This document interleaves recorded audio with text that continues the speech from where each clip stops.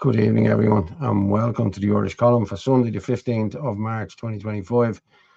My name is Prophet Simons. I'll be joined by Orla Donoghue now in the next few minutes. As you can hear, my throat and my chest is a bit iffy. I will just give us a second there. What do you get to show with the car? You wouldn't care. I'll do it now. Just give us a minute. 2 minutes. Okay, no, I just have to do something now. Yeah, give me 2 minutes. But no, I'll sort that now in a minute. But Orla will be on now in the next couple of minutes. But again, as I say, we're 2 days now before Patrick's Day, and it's looking. I was in the city centre on Friday evening, and I walked for an hour and 10 minutes. I've done a whole video. It wasn't a live stream. I just done the video, and I swear to God, if I saw 12 Irish people, 12 or oh God, it was crazy. Now I know there was a lot of foreigners over, but Scotland people were over, Scottish people were over. You know what I mean? That was about it.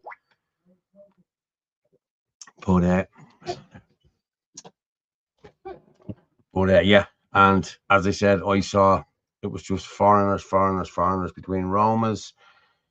Oh, it was just horrible. I swear to God. I'm gonna just play a video. Yeah, I'm just gonna play a video here, right? This is propaganda. Okay, this is Kirk Loco, aka. Just while I do this, what I have to do. Okay, I'll play this now. It's just propaganda. We'll come back and talk about it. Campaign. This year for Trócaire, we're highlighting the impact that climate crisis has on young women. I've genuinely never heard so much absolute fucking crap in my life. I'll try to remain calm here and debunk everything that she claims, but it's absolute fucking nonsense.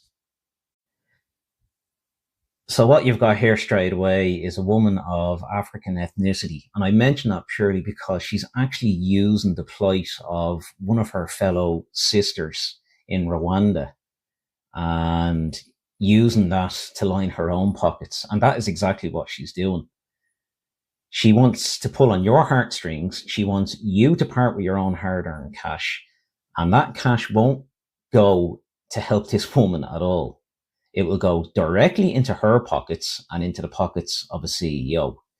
Now, it takes 2 seconds to use Google or one of the many AI tools that are out there today. And yeah, they'll tell you that the senior staff members of Trócaire demanded 750,000 in annual salaries in their last financial records in 23 to 24. So this poor woman working the fields over in Rwanda won't see a goddamn cent of that. The CEOs will and Katja will. So she can parade around the streets of Dublin in designer gear and get spots on Virgin Media TV and RTE and then lecture us about fucking climate and whatever else, other nonsense that NGOs that are paying her to do. Absolute codswallop. Now, a little known fact. I'm going to start out with this. Katja wants to portray that Rwanda is a country that has severe issues with gender inequality. It does, but just not the way that she thinks. Did you know that Rwanda has one of the highest representations in its parliament of females? 60% of the elected officials in Rwandan parliament are actually female. 60%. It's one of the highest in the world. But she wants to create the sub story that women are oppressed and, it's a horrific environment for them to be in. And yeah, okay, there are obviously women out there that are suffering, but not because of climate or anything like it, or because of gender inequality and abuse from men. Far from it. The reason why it actually happened is because of a little thing called the Rwandan genocide. 800,000 citizens were slaughtered in the Rwandan genocide. And as is often the case with war and genocide, it's men, and predominantly men from deprived areas, poverty-stricken areas that suffer the most. And that is exactly what happened. So what you got is a country that had to have women step into the roles that men previously occupied, not only in the parliament, but also in the fields working, farming in the agricultural sector. So yeah, that's why you've got a woman there working the farm and trying to provide for three of her family members. So to address this nonsense that it's climate, climate is just weather. And the weather that Rwanda receives is actually not too dissimilar to our own here in Ireland. They get annual temperatures that range between 16 and 28 degrees. They also get periods with heavy rain. Sounds familiar, doesn't it? The problem is that Rwanda is known as the land of 1,000 hills. It's mountainous. So two issues there. One, they can't afford the farming equipment. And two, even if they fucking could, it's of no use because it's on slopes. So what happens is during the heavy rain periods, they create mud and landslides, and it washes away all the work that they've done on the land that they've worked, and they have to start from scratch all over again. That's just weather, and that's what happens with mountains. It has fuck all to do with climate. And finally, while she's demanding and, pulling on your heartstrings, woe is me, sob story, this, that, and the other, we're in a country that has over 16,000 homeless. It's in the news in the last couple of days of an absolutely chronic trolley shortage in hospitals. University Limerick Hospital has 120 people currently on trolleys in hallways. We've got children like Harvey Morrison Sherritt that died because of a spinal condition. And there's another story in the news this week as well of a young girl that has an 80-degree curve in her spine, and her parents are having to pay themselves and crowdfund to go over to America for this child to be receiving healthcare. But yet she wants you to part with your hard-earned cash so she can continue buying designer fucking clothes. Go fuck yourself, Katya.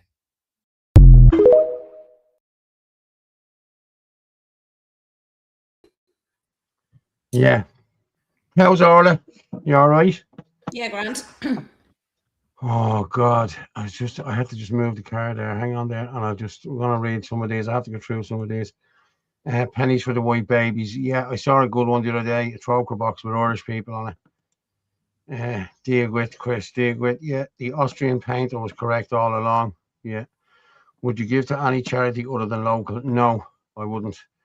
I'll give to the homeless. I'll give to the lads that are begging. If I have a few quid in my pocket, I always give it to the lads that are begging. Even all happy Mother's Day to all the wonderful mammies and nannies. We wouldn't be anything only for you all, and all the unseen sacrifices you make. God bless all here, Erden Bra. Cheers, Ferg, and happy Mother's Day to all the mammies. How are you, Ferg? Good. Over 10,000 charities alone. That's insane. They rely on homelessness and addiction and NGOs. Yeah. And Bun car fuck off 2 million in the 80s. Don't know what that was. Michael John Dennis, Ireland is much closer than the UK to becoming an Islamic caliphate under Sharia law. As a gamer myself, I find this utterly terrifying. Yes, you do. So do I. Climate change has shown to be a hoax. Bill Gates came out and said he was wrong. He was wrong about lots of things, Bill Gates was, Climate change, I've gone up about this. I've put this up on the Sinn Féin website. So anytime we talk about shit like this, I just go, it's a hoax. It's been going on too long, lads. It's a way of taxing you. That's all this is. It's bullshit. Bullshit. Yeah. People have great jobs because of it. Oh yeah, I work in the industry. Yeah, you're selling lies, mate. That's what you're doing. That's all you're doing. Getting gobshites, gullible gobshites to follow you. It doesn't stop the MSN from parroting the narrative, though. Yes, you're right, Michael John. Why is the Muslim call to prayer being allowed in Catholic churches all over Ireland? I've said exactly the same thing. Exactly. Fair play to Kirk there. Yeah, he is. Kirk is good. Hi, Orla. Hi, Orla. Fair play to Kirk. Good evening, Orla. How are your lovely cats? Hi. Evening, Paul and Orla, all watching. Hope the mammies had a lovely day. So do I, yeah. My mammy had a nice day. She went out for dinner and the whole lot, so all about control. So, how's everything with you? Are we good? Everything's working fine? Yeah. Who just sent me in this? Oh my God. I'm getting loads of messages sent in to me there now. Okay, I think I know who this is. Okay, but Fergus Power, good evening. Yeah, good evening. Christine, how are you, Christine? I would love Nick to do an audit of Troker. How many years has it been going? And you never hear of any successful countries. Well, look at them. They're all doctors Should and we know where the engineers. majority of the money's going to the CEOs? Should we have all the doctors and engineers that we paid for all them years ago? They're here now and they're committing crimes. Fair play to them. Well done, lads. Way to go. Amanda McGuire. Hello, Amanda. Hello, Amanda from Finglas. Hello, how are you doing, Amanda? How's things? Government doing nothing about the upcoming oil crisis. They said they're going to drop. They said they're going to drop carbon tax or something. Just something to that effect. Didn't Greta Thunberg say we only You have could drop a 5 lot years more left? than that. It's 65% on petrol, 60% on diesel. And like that's Well, just petrol hasn't gone up. Here yesterday, Petrol diesel hasn't gone was up. 214. Petrol hasn't gone up. Petrol is still 189. You know, petrol hasn't gone up. My brother I seen drives a it in petrol one car. place here. I think it was 185. Because when I got 185, it yesterday, it was cheap. 188. Yeah, is that for petrol? Yours is petrol, is it? Yeah, it is. Yeah, it's a small car. Yeah, my brother has a Lexus, a petrol Lexus, and he's the same. Yeah, hasn't gone up for him. 209 today. I paid 209. Well, it was 214. That's why I put up a post on my Facebook page and I said they need to start putting into fibs at the petrol stations. Yeah, share this out, people. Yeah, fair play to everyone. We have a few there coming on now. Good evening, Paula, and happy St. Patrick's Day, all. Yes, Hey, Mark. I might go in. I might go in and do a little bit of. I might do a live on Paddy's Day. I might go in and just do a little live. We'll see. But as I said, I walked through town on Friday night, an hour and 20 minutes with a camera, and just it was horrific. I'm being honest with you. Like, it's not the town I remember. Like, it's horrible. Who else thinks the war in Iran is to get to the Great Reset? Well, it's going to, isn't it? Yeah, I never believe governments. Yeah, neither do I. Michael John, there's a lovely Iranian English guy, Tabrizi, calling out Islam all the time. Yeah, it was sent to me the other night. I was on his YouTube channel the other night looking at it. He is calling it out. He's an ex-Muslim. He was a Muslim who converted, I think. And he's calling them all out. And that girl as well that was on last week, we showed her last week. Yeah, she was a Muslim as well, turned Christian. It's not good, people. It's not good. The Muslim religion is not good, no matter how much they try to. Diesel today in Oranmore, Galway was 199. That's all right, Emma, because it's 209 in Dublin. 209. And 214 in Carlow. The petrol stations will just put the price up if the government cut the excise duty. Can they do that? They're talking about dropping some tax, not sure what. Yeah, I seen that as well. Micheál Martin said something, but he was very vague in what he said. Like, there are so many taxes and VAT, it's hard to keep track. Yeah, all governments are the same. Daylight robbery. Yeah, at least they took a more bleeding mask. You know what I mean? These are just robbing you. It's probably your fatwa put on him. Yeah.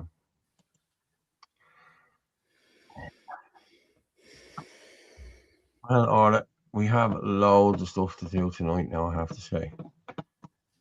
So let me just... There we are.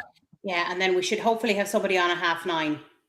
Yeah, well, I have to... Yeah, well, you can talk. I have to do something for 5 or 10 minutes. Martin's not coming on, no? Don't know. Nobody coming on tonight. They all just leave. They all Martin just comes in anyway if he's coming on. Do you send him on the link? I don't need to send Martin on the link. He's an admin. Martin just comes in anytime he wants. You know, same as Anthony as well. He just comes in. I don't have to send the link to them, you know. But I was watching. I've been saying this for the last couple of years now. The way people get arrested now and they plead guilty on the lower section this and the section that, and they get the Probation Act. And I've been saying it all along, lads, if you're not guilty, don't accept the Probation Act. Even though it's not a conviction, don't accept it. Because if you accept the Probation Act, you're accepting guilt, you're accepting liability. You know what I mean? Even though it's not a record on a blemish on your record, so they tell you, but that still comes up as, you know, a Probation Act given to you. This is why I fought mine. You know what I mean? I'm just going to play this here. This is just Patrick. This is just Patrick McGreal explaining this, Article 303, and I think he explains it very well. And if anyone needs to contact Patrick, you need to contact him and have a chat with him about stuff like this, because this is why I appealed everything I got. People said to me, but you didn't get a conviction. I didn't do anything wrong. This is why I am going hell for leather on this, and fair play to Patrick for showing it. So this week I've been engaging with the Courts of Justice's Act 1924. That act allows us to have summonses issued after we lay information before district court judges and peace commissioners. We are then allowed to prosecute that complaint in our district court and in our circuit courts, which are courts of limited and local jurisdiction. Under Article 30.3 of the Constitution of Ireland, we are provided that we can prosecute in our circuit courts in the name of the people and in our own suit. So that includes indictable offences that can be disposed of in front of a jury.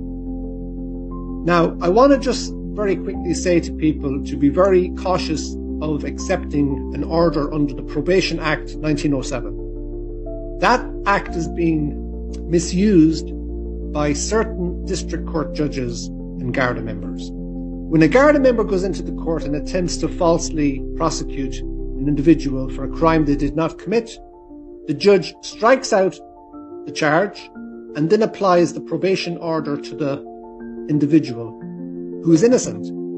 They coerce the individual into paying hundreds and in some cases thousands of euro to a charity. They give the money to the clerk in cash in the court, there and then.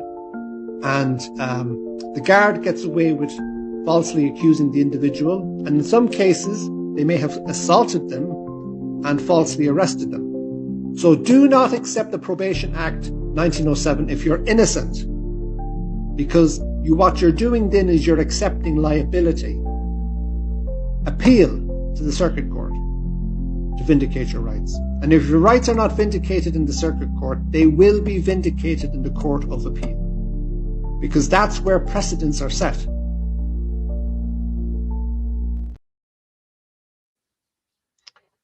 So there you have it, people. Do not accept the probation. Do not, because I've seen judges doing this, striking them out and giving you a lesser charge and just you getting the probation applied to you. That's admitting your guilt, even though you did nothing wrong. And someone said it to me during the week. A solicitor was actually talking to me and said, Paul, you should go further with your one. You know what I mean? Like yours is a really, it's an open and shut case, really. You know what I mean? And he said, you could get a few quid out of it. And I said, the words I said to him was, I don't want a few quid out of it. I want this video released and I want everybody to see exactly what happened on that day. I really do, because unless it's shown, people won't know. You know what I mean? We can all say this happened and that happened, but unless you actually see the video, you know what I mean? And then you'll know exactly what happened and how it all came about, you know? So I'm hoping for that day now in the next few weeks. So please God. I'm worried for my Hindu neighbours here. Okay, listen, Michael, just worry about yourself, mate. Your Hindu neighbours are not worrying about you. So respect to the 5 people at Mount Joy. He's talking about the video I sent on about the I don't know if it's cafe or takeaway owner arrested because he wouldn't sell halal meat. Oh, I've seen that. Yeah, I've seen that. Yeah. I did see that. So that just shows the dictation of them. Yeah, Pat Farrell, respect to the 5 people at Mountjoy today. Pat, would you believe I was supposed to go in and interview? Anthony had said it to me to go in today, but my daughter didn't go away with her mum. She stayed up. So I'm daddy daycare for some of the day. But that's where I couldn't go in. Don't ever plead guilty. You're a legend that will be recognised in the future. Yeah. The corruption affecting our country will not last forever. Yeah, I know. Yeah, I agree. But again, as I said, unless the truth is shown, unless you see what's going on, well then we might do a GoFundMe to see how much we can get up to release it. The way the Sikh family was closed down. Yeah, I did see that, Michael John. Yeah, I did. Yeah, it was disgusting. But nearly everywhere is halal now. I got a kebab last week, and it was halal meat. Now, listen, I never really tasted the difference, but I just couldn't eat it last week. It was like the lamb. It was a lamb kebab, like, and it was just tough, like, you know what I mean? I think it was more mutton than lamb, you know. How you search you, how you. How they were killed. Yup. You knew it. Adopt a thinking of never surrender. Exactly. Yeah, I've always had that. You were absolutely right, Paul. Thanks, Christine. Yeah, no problem. Pat, Gemma O'Doherty said she is meeting terrible cases of injustice in the Court of Appeals. Yeah, I'd say so. Yeah, I would say so. Yeah, definitely. It's happening all over the courts. It's happening everywhere. So there's Paul Nolan. Paul Nolan was the first person to be charged and convicted on that new law that you can't talk about a migrant. You can't out a migrant. This is why they're not telling you who these people are that are committing all the crimes. But if you're Irish, they can because they can, you know. Ballyhonus Halal Centre. Yeah, Sean, good evening. Bally Halal, more like. Well, we had an incident here last night in Carlow at Aldi. A man came in and caused a load of problems and trashed up the place and threatened staff and everything in Aldi. He was arrested. There is no definite confirmation as to who he was. I've heard on the grapevine he was not Irish, but until we'll say a news article comes out just to confirm it, but that's what seemingly we've heard. Now, we don't wait for news articles. I don't wait for news articles. If it's happened, it's happened. You'd say allegedly, that's how we get it out. Allegedly, this man has done all this in Carlow last night. So listen, it has happened. So yeah, but we don't have proper information on it. Well, that's why we're not given proper information. That's where we're just given what the information that we have. Yeah. Did you see the Union Jack flying over Cork City Council? I did. Yeah, I did see it. Yeah, it's disgusting. What was that all about? The council here are getting even more arrogant. Yeah, because they're getting Paul, that lamb probably died of old age. Yeah, I love a bit of lamb. Love a bit of lamb. Hi, Paul and Shah. Happy Mother's Day to all the mummies. I know you don't eat meat, Orla. You don't eat meat. I know that. I used to be married to a vegetarian. Oh, you cannot get chicken in the north of Ireland that isn't halal. Yeah. Really, Orla, I didn't hear about that until now. Is there any video of it? Any video of what now? I don't know what you're talking about. I forgot my name. It's not my name. I'm not. 33. Yeah. We have the new arrivals for this week. I'm just gonna put that up there. And then there's another video. Is it a video you're playing? No, statistics, right? Okay. Just the statistics first. I'm gonna show there now. Total weekly arrivals breakdown. Total arrivals 156. Okay, them numbers are bullshit. I'm telling you now, them numbers are bullshit. Okay, that's probably the numbers of people who are registering to go in there. I got off the train the other night at Connolly Station. This is no messing, right? This is no messing, right? At whatever it was, 9:45 or whatever it was, and the Belfast train just came in ahead of us. Man, it was like, how would you say? It was like Haiti. There was black people everywhere with suitcases and whatever. I'm not messing. There must have been at least 100 come off that train. So that's one train. There's a train every hour down from Belfast. So if that's 100, you're talking 1,000 coming in there a day through there. They're not registered anywhere. They're just coming in here and they're just going into the wind. That's where they're going. Nobody even knows who they are. But I'm telling you now, folks, that is what's happening. I'm gonna set up a camera in there now next week, and I'm gonna watch it coming in, and we'll do a time lapse of it because someone needs to do something about this. So with 156, average of 22 arrivals per day, 58%, 91 single males, 18 single females, 14 couples, 27 children. And we've asked this before: are these children with these people, or like? Well, first of all, how do we know they're children? Okay, yeah, well, there you go. With 6 lone parents, we don't know if they're children because how many of them are pretending to be under 18? Then you take in families. Well, what is the definition of a family according to them? Well, couples. To us, a family is normally a mother, a father, and children. What if it's to them? We'll say like brothers coming in, brothers and uncles, siblings, brothers and fathers, or sons and fathers. Do you know what I mean? How do we know that's not more men coming in? And then lone parents. You have a woman there with a baby. Who says it's a woman coming in? How do we know? There could be far more men coming in. That's just than what's on that single males. Look at the video that I sent over as well. Which one did you send over? Oh yeah, I'll get that one now. But I just look at non-Ukrainian asylum seekers arrivals weekend. Now that's non-Ukrainian. So are Ukrainians still arriving here and still looking for sanctuary? Don't know. Like, lads, come on. You know, like that ship has sailed. If you're letting that happen, shame on you. You know what I mean? Come on. I'll just stop sharing that. Well, anything I see, it's not Ukrainians anyway. And did you send over the video? Is that to do with this?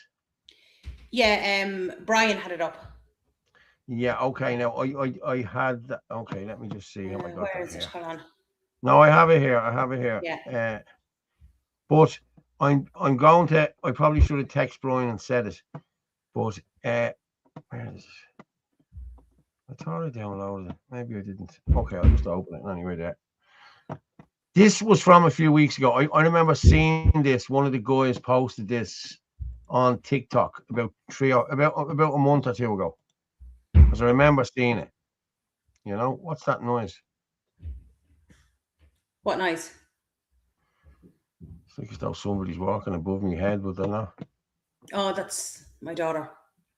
Oh, okay. She's doing cartwheels in the bedroom. Okay. Now this, I'm going to just do this here now and I'll show you. But this was coming, I'm sure this was Manchester Airport a couple of weeks ago. All right. I know Brian has Dublin up here, but I'm sure it was Manchester. Everything's gone tits up here. Can you hear me all right, yeah? Mm-hmm. Yeah. Okay. I'm going to play this.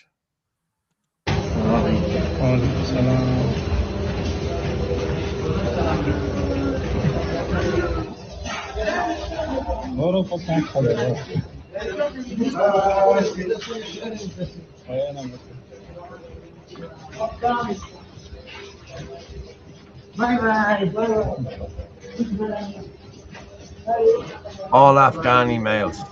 All Afghanis. It seems a lot of these were promised when the Brits, when they all pulled out of Afghanistan, that they would be brought to England and the whole lot. And this is what they tried to say this was. I don't know.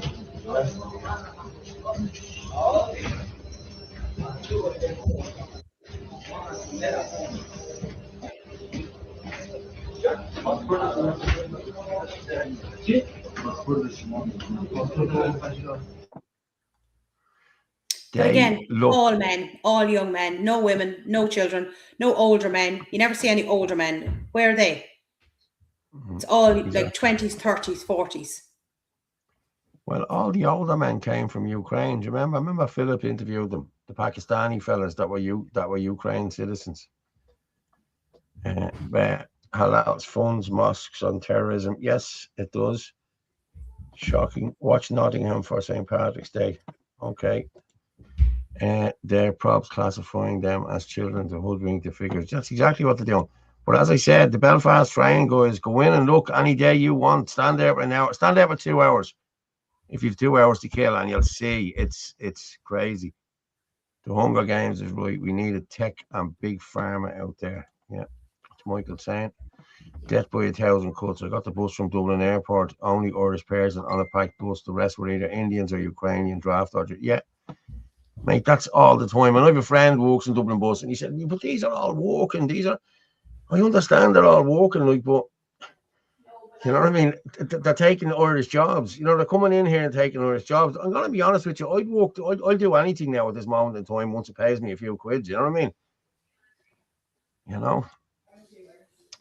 Well, then stop them and send them back on the next train. Well, I can't do it. It's not down to me to stop them and turn around. There should be customs there.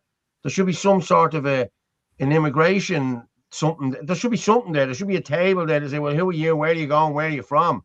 These people are just coming off a train and walking straight into Dublin city centre, and nobody knows. They're going poof into thin air. Then you know what I mean? It's mad fight on Dublin Lewis last night. Video circulating. I didn't see it. If anyone hasn't, send it on to me. Michael Johnson Prize UK doing any St. Patrick. Knives on the Lewis are terrifying. Yes. Okay, I'm going to close this one down and let me see. Did anyone send in anything to me? Everything's gone really quiet here, lads. Starting to, I don't know. Hold on. Certain words again, YouTube. Yeah, I'd say that's what it is, yeah. There seems to be a bit of visual lag on your end, Paul. Yeah, it's weird, isn't it?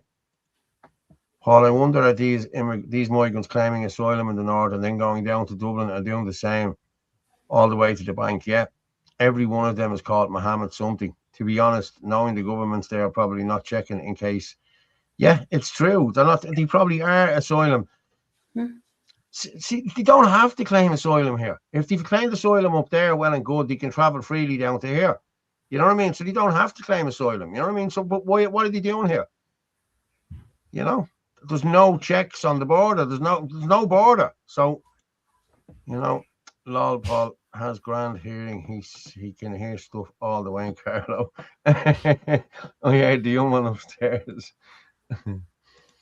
That's cute. Yeah. Paul Burke, we have been taken as fools only because our system allows it. Nothing will ever change unless you change it yourself. Yeah. I'm seeing, right, guys, I don't know whether you've seen this or not, but a few people have put up on TikTok of the whole lot. Let's storm the Dáil. Let's take the Dáil. Yeah, we can do it. We can do it. Listen, this was all spoke about a couple of years ago, okay? And listen, a lot of good people spoke about this, but there wasn't enough people on board to do something like that. There wasn't enough people you could trust, and now it's even worse. Now you can't even trust half the people now you're with now. You know what I mean? Well, not with. But what people don't realise is there's an army battalion in the Dáil. Did you know that? Or did you know that the army were in the Dáil? There's an army battalion under the Dáil. I think there's 20 soldiers. So these guys who think they're going to run in there and just grab Jack Chambers by the knickers and drag him out, or Roderick O'Gorman by the jocks and drag him out, that's not going to happen. There's a battalion, an army battalion in the Dáil, lads. So get that out of your head. Get that out of your head. You know, that's only just going to talking rhetoric like that is just going to get you into trouble and get you arrested. I'm being serious. So drop it, lads. This is why UK.gov has introduced the new law. No criticism of these men whatsoever. Yeah, you're not allowed to criticize anyone. There was a video out last week of Ukrainian scabby trans pulling up to avail of their free food stamps. Yeah, seen it. An absolute joke. So many treasonous rats need to be held to account. I agree, Ferg. I saw it.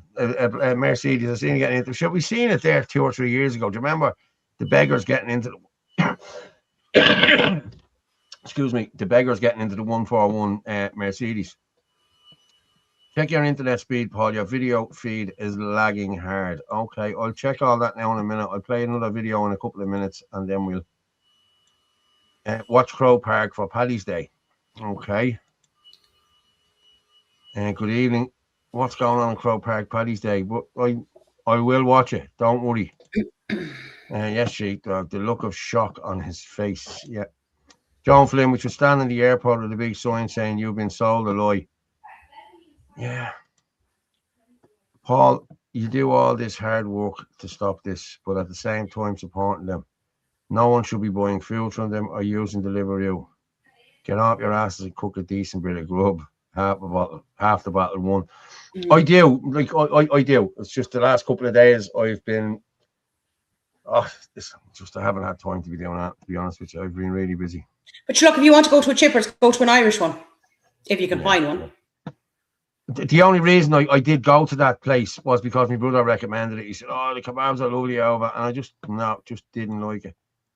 Didn't like it. Interesting fact: Nottingham had more women to men, and now there's more men to women across the UK. Yeah, I know that. Armed police and armed military must be present. Yeah, Paul, you look very red. Do I? No, I think I do.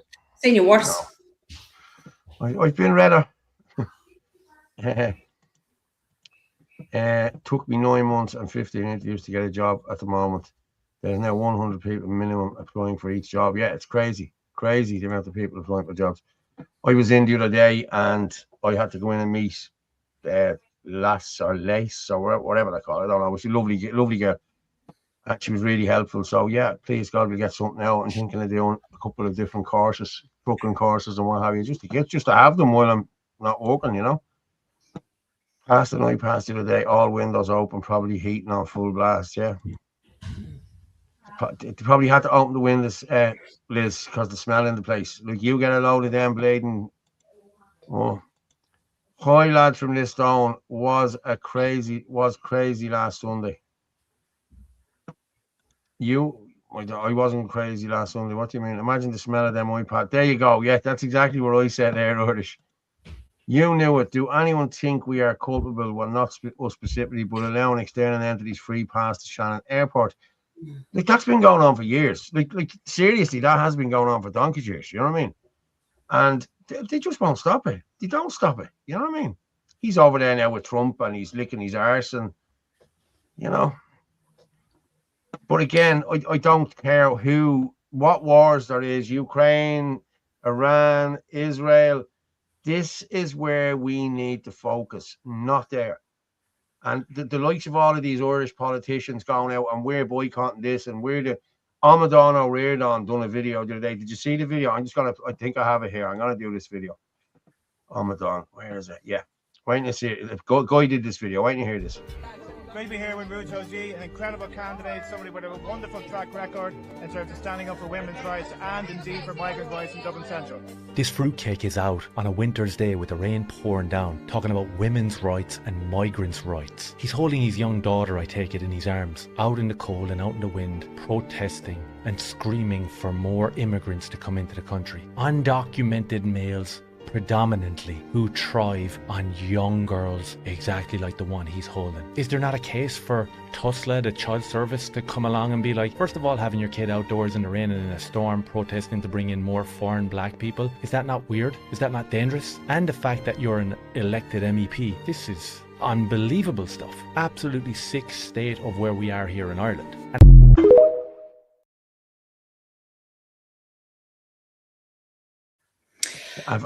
Just on that, hang on. Just if you're not following him, follow him. Combat King 88. He does great work. He puts out some great stuff. Go on. Sorry. Go ahead. Put up Nick Delahanty's one because it's on the same line. Again, I have a private number ringing me. I don't answer private numbers, by the way. So I'm going to decline. I don't answer private numbers. Nick Delahanty, let me just see. Boom, boom, boom, boom, boom. Where are you, Nick? Is this the one about the Senegalese? Yeah. Is that the one? Jack Chambers. Yes. Another one of our twits in the dog. Okay, watch this, lads. When you hear this.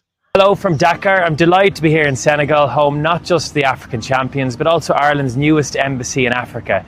Many connections bind Ireland and Senegal. We share an Atlantic perspective, a post-colonial history, a common experience of migration and dynamic global diasporas. We also share common ground in our national development as young independent countries and are united in our commitment to multilateralism. I'm really looking forward to a busy programme of the coming days that will include meeting government ministers, commercial UN partners, Senegalese youth and members of the Irish community. I'm particularly looking forward to travelling to see how Irish aid funding is reaching rural communities and supporting the government of Senegal's priorities in areas such as food security, sustainable agriculture, climate action and the empowerment of women and youth. At this time of great global uncertainty, international cooperation and partnerships matter more than ever. My visit is a further opportunity to strengthen the Irish-Senegal relationship for the months and the years ahead. Gurmilach Mahagwiv Galer, Jerajef. Now, just this week, the Senegalese government passed even stricter anti-gay laws. Now, Jack does know he's gay, doesn't he? And he knows he's in Senegal. You know what I mean? Homosexuals will no longer breed in this country, was a reported quote this week. Is Chambers going to raise this issue before or after handing over Irish taxpayers' money? Now, there you go. Yeah. So they don't want gay people breeding. Well, that's a lovely attitude to have, isn't it? And our representative is over there licking arse with them. And then sending over our money. And he's going on about rural development and agriculture. Yeah. I'm sorry. How many of our vegetable producers are closing down because they can't keep going, and all our businesses closing down because they can't keep going? But that's okay, Jack. You give money over to another country that isn't Ireland. Yeah, exactly. And we're even giving stuff to trans mosquitoes or something like that in somewhere else. Like, you know what I mean? There's Kat there. I'm going to bring Kat up there now. I'm at the catching her drinking there, so I won't bring her up yet. Smoking. Smoking. Oh my How God, are were you you, just honey? caught rightly, Okay. were you? Literally just I went, I'll just take a quick talk, and he went, I'm just gonna bring Pat there. Like, bollocks. How's things? How's things? Not too bad. How are you guys? Did We're you good, see we're our good. video there, Ger, on Jack? Yeah. I Didn't go with just his I price just tag jumped anyway. in there at the last minute. So, like, I'm just like, why the fuck are we talking about other countries? Like, what? Like, Exactly. And why are we giving what's money to other countries when we have nothing? We haven't got yeah, a pot to piss in. that's the I walked problem. through Like, town. I walked through town on Friday night, right? This is not, I said it yeah, earlier in the show. An hour and 20 minutes I walked for with a video, yeah, and I think I passed 11 Irish people. yeah. The whole town is, it's I was in there horrible on to kind of Thursday look at. night. I got the Lewis to I didn't drive in me first time. I got the Lewis. I went into Liberty Super on Thursday, and I got the Lewis How did that go? in as far as Westmoreland, and I walked the rest of the way. It's like, it's insane. Yeah, no, It's insane. I don't know how everyone's just walking around like everything's normal. Rosie in the garden. Yeah, it's like, it's obvious. I It's don't there. get it. It's in your face. Like, you know, Yeah, it's, yeah. wow, But the problem population we're takeover. doing now is the problem I feel. This is my thing that I'm going to push. I just kind of want to get this out while it's in my head before it goes out of my head and I start thinking of other things, because I'm riddled with ADHD, so it'll like come and go. But my main thing that I got from this is, like, I'm sitting on the internet now a few years, giving out, and I do things behind the scenes. I grew up in a charity mindset. My dad drove the Blue Cross ambulance for 50 years in Vets. Wednesday, Thursday, and Friday night, and I used to go and collect the money. So, like, as a child, I grew up contributing to. Then I became a teenage mother, and that took over for many years, and I was on my own and stuff like that. And my dad passed last year, and he was like, I just felt by doing that, I was kind of going back to my roots of what I'd always done. And things are so much worse from when I used to do it back in 1995. Holy shit. And we were dealing with animals. So we were dealing with people that there was no government funding back then. We were fighting for government funding back then. I was only 15 taking the money, like, and the government fund, and it was a voluntary, it was a voluntary thing. I remember they all used to do voluntary. Bunny Carney on a Friday, I think it was.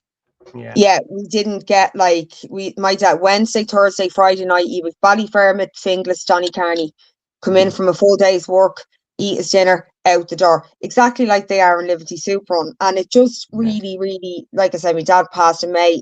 I got real emotional because I went, oh my God, because the way we used to drive to Ballyfermot, we used to drive through the Liberties to get to Ballyfermot in the high ace van. Like, you know, my dad worked in a warehouse. He was, you know, working class man, like, and I went everywhere with him, and it just,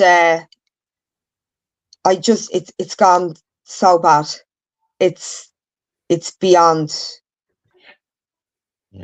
it's beyond bad. And the problem is that we're all sitting giving out, and I think, like, with the thousands of us that are on here now, and all of the people that, like, follow us and stuff like that, if everybody did one thing in their community for an hour a week, we'd fix this country ourselves, and we wouldn't need those fucking pox bottles in government at all for anything. We need to go back to that.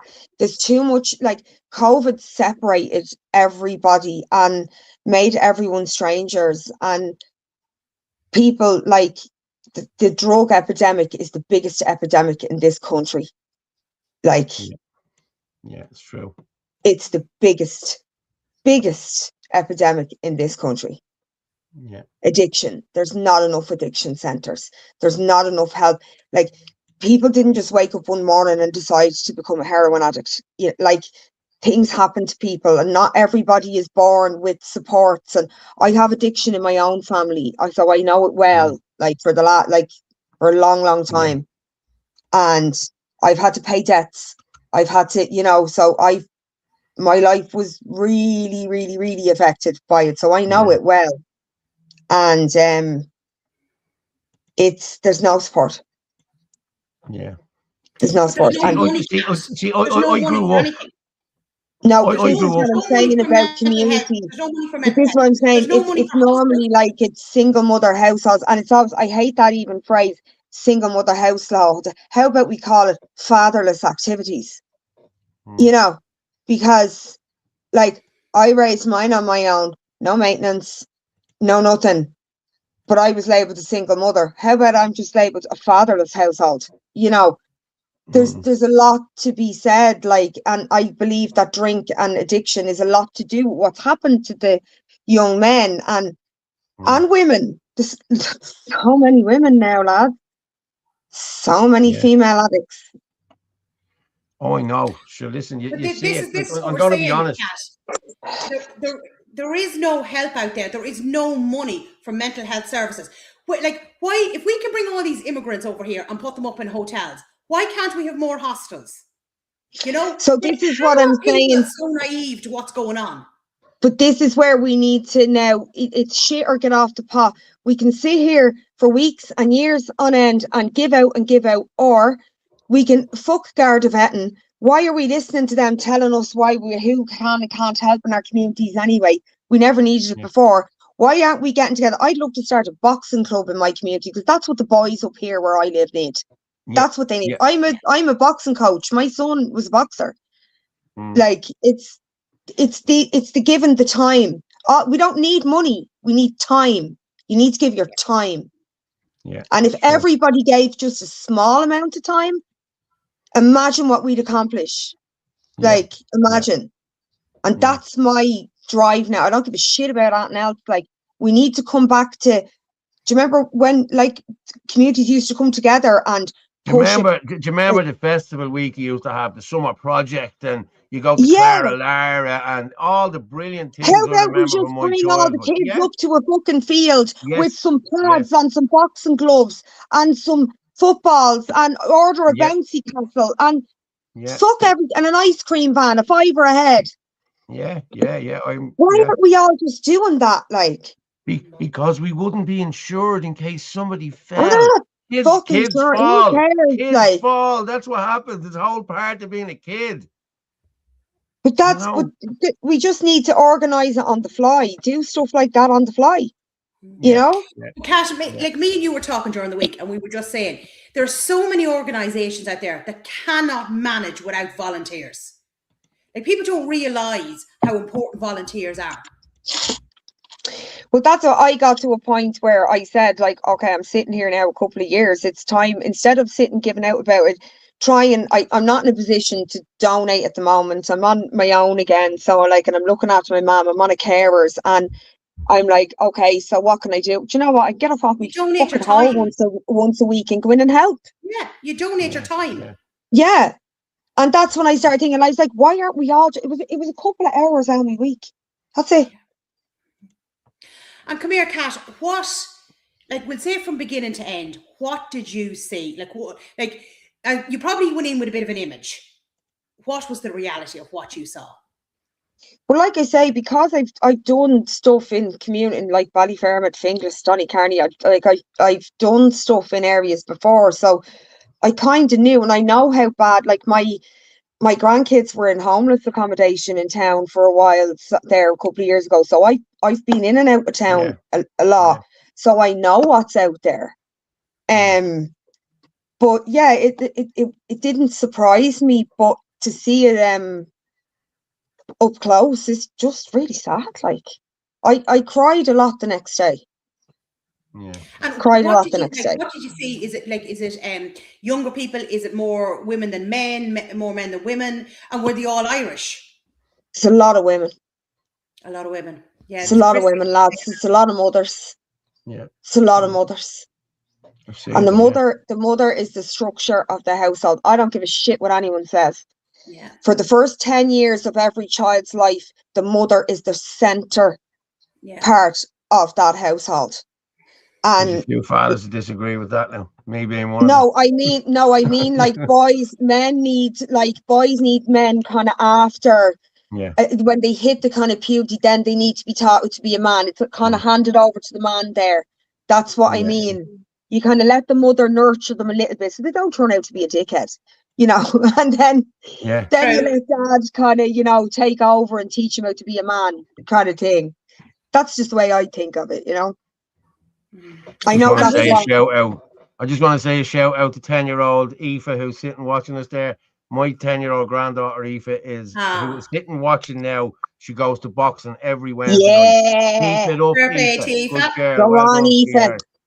It's the best thing for girls. I got in the ring, got digged around now, but I got in to try it. You know? See, I boxed up until I was about 14, and what was happening was I was too heavy. I was fighting 23-year-olds, you know what I mean? I was fighting all champions. I was just too heavy for it, you know.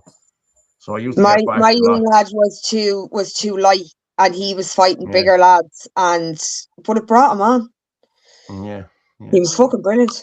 So and Cash, what were the numbers that you were seeing there? I know you were only there for a couple of hours. What were the numbers?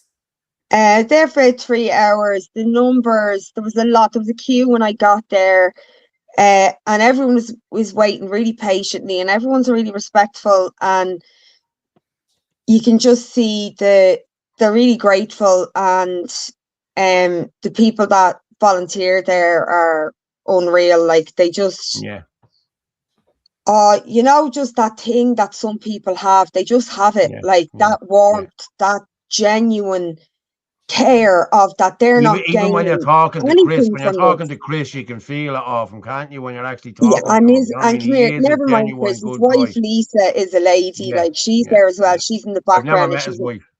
She's an absolute lady, like she's you know, they say behind every great man, you know, there's a special woman. But she's let's just say that then. Listen, I believe men and women complement each other. It's not a competition. That's how I see it. You're right. It's not. We're not equal. We should have equal, you know, human rights, but we're not the same. Like that's just fact.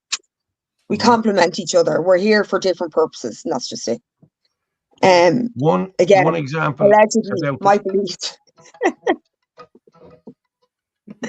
I'm gonna let Martin Murphy come in. My daughter is ringing me here, so Martin, you can come in there for a minute, buddy.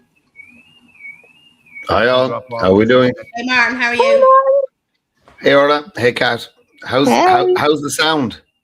Yeah, grand. Okay. I don't know. How is it? Yeah, I have a new setup in a different county. I don't have all my gear with me, so it's great. Ignore the colourful microphone. I need to get me shirt. Is that all it does? Does it just do colours? Yeah. Okay. I done a big order this week on for electronics and stuff, you know. So. And come here, Kat. Was it all Irish that was there?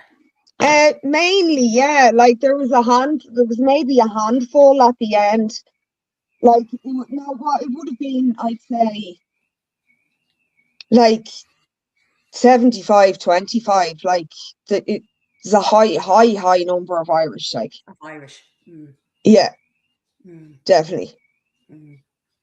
So it's and they're out most nights.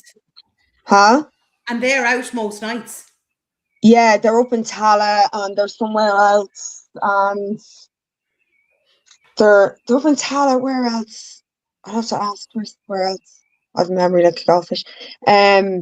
But yeah, they're out most nights, and they help people get into treatment and stuff as well. Yes. It's not just about going out. Like the people that go there, they know them personally. They, you know, I wasn't in any fear of anyone like turning around, and there was people on drugs, but I felt perfectly safe. Mm-hmm. Do you know what I mean? Everyone was really pleasant. Mm-hmm. Mm-hmm. So, like, and they know what they're doing and they get their shit done, like, and they need, though, there's an overwhelming amount. There's a lot of female clothes. I know it's different at different times, but there's a real need for men's kind of bottoms, hoodies, tracksuits, tracks bottoms, hoodies. There's a real need for that, for the men. Mm-hmm. Like, They get a lot of women donations, I think. So male donations. There's a lot of men kind of left, you know, that might not have gotten something because the stuff ran out quick, you know. Yeah. So. But can you imagine, Kat, like we'll say, you know, if it's Team in Rain, like, and they get soaked and they've nothing, you know. But that's what was happening to everyone that night. And like, I was laughing. My name's Katrina. I was like, oh, Hurricane Katrina came tonight because the wind nearly took the, what you call it, the gazebo thing off. Yeah. We nearly took flight. So, yeah, no, but I'm going back in next week. I'm going to go in, make it a point of going in on Thursday again. Like, I leave at, say, like 6 o'clock. I'm home at, say, 9:45. It's 3.5 hours out of my week. Big swing your dick, like. Do you know what I mean? Yeah. But Sorry. look, as you were saying, if everybody just a little bit, you know, that's all it takes. It's so important. And I'm not talking about, like, here's the thing. You don't have to go out. I'm not saying everyone should go out and volunteer in a super run. My kids are reared. I now have the time. I'm a carer for my mum. Most evenings I'm free. So I'm like, do you know what? Why am I sitting here watching fucking telly? Do you know, like, get up and do something. There's people that need help. So get up and, I'm a carer 20 years. It's in my nature.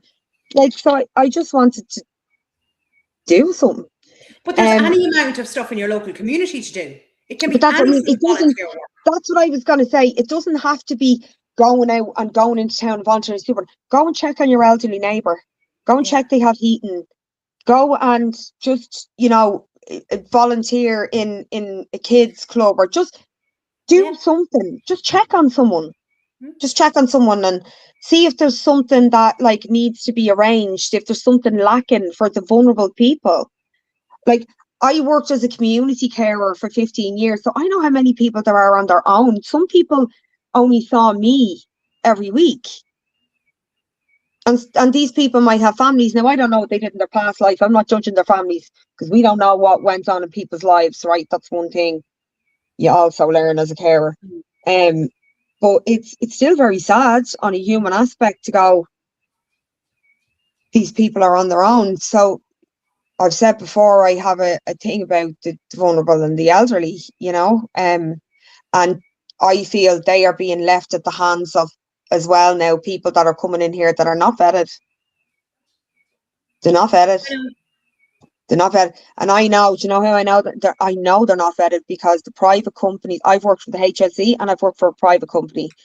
The HSE won't employ a lot of foreign staff. Why is that? Because they can't vet them when they come from another country. So what they do is they contract in agencies. Agencies are private companies. They don't give a fuck. I know. And then they still end up working in the hospitals because the HSE can contract them in because their hands are clean. They haven't had to vet them. And the care homes. Yeah. I've watched it happen. I worked there since 2007. I watched the decline. I saw the privatization happen in front of my eyes, and I knew straight away. I was like, what is going on here? And there's some brilliant people. There is some amazing. There's actually a high majority that are really good. I worked with fabulous people from everywhere. But I'm talking about in the last kind of 5-6 years who's come in. There's people that came here 20 years ago that did integrate and all of that stuff, and I've worked with lots of them. But I'm talking about now since COVID. We're getting the dregs, lads. It's not and it's there. You can't deny it anymore. It's in the paper every day. It's not, you know. And then again, like they say, we know there's Irish people doing it. We know all that and all that crack and everything. That's grand. But this is stuff that can be prevented because they shouldn't be here. Yeah. And it's just as simple as that for me. Why are you adding on? Why are you piling on more shite? Like, yeah. But we're losing our own trained staff. Like, they're going over to Australia or Canada or wherever else they're going because it's better paying conditions than here. And like these are all properly trained. But it's Well, like the teachers, like the doctors, like the nurses. They don't care about our own. You know, I have a friend that works in a nursing home, and she works not in a care department, she works in a different department, and 95% of the staff is Indian and African in the nursing home. Can you imagine like what that feels like to after going through COVID and everything, and it's just not fair. Like there should be familiar faces that look like you. You know, there should for our elderly. There should be. It should be. It's shit wage. Shitty wage they pay. Like. But I can give real world example of what you're talking about. So a very close relative of mine was in healthcare facilities recently, and she would have worked in healthcare all her life. So she would have been a nurse, and her carers, and she worked with non-nationals all her career, but the people that were dealing with her medical care, she couldn't understand. She could not understand them. This is a woman who'd worked with non-nationals, doctors of various different. They'd have varying abilities of English, but she could communicate with them. But she said herself, the people she was dealing with now, she could not communicate with, even though she's medically trained. I witnessed her having to read her own chart back to the person that was supposed to be giving her care. And I suppose the other thing is the only reason she got a bed in the hospital in the first place was because she had worked there for so many years and happened while she was in A&E to meet somebody that she used to work with. Got her a bed. So she had to wait 6 hours as opposed to 6 days. Look, the health service they're lying about the hospitals as well. You hear about Limerick Hospital all the time. Oh, the trolleys. Every single hospital around the country is exactly the same. They only report on one, so our attention is focused on it. There is some excellent care in certain centres and in certain floors, depending on your money and your VHI cover or your No. You see, that's where you're wrong, right? Now, that's the illusion, okay? Will I tell you where the best care is? In the HSE run places. In the HSE run places. Do you know why? Because they employ Irish staff. The best care facility after the rehab facility after Vincent's Hospital, my dad went there, is the Royal in Donnybrook. That's a HSE run facility. You don't need money to go there. The private centres are the trouble because they employ anybody. Yeah. And I mean anybody. Interesting. Okay, so the HSE run facilities don't employ anyone that they can't fully vet because they have gotten sued so many times. I worked for them. I saw it happen. I'm an inside man. Like, I was on the lower level. I saw it happen. They hate the best run places. It's like the best built houses are council houses because they don't need to get sued. The privatized companies are where the vetting is lackadaisy and can be fraudulent. The HSE won't employ anyone they can't deeply vet from another country. Okay, they will come in, they'll contract them in through an agency. There's loads of agencies. Jennifer McNeil has her fingers in one of the agencies, the nursing agencies. Of course, yes.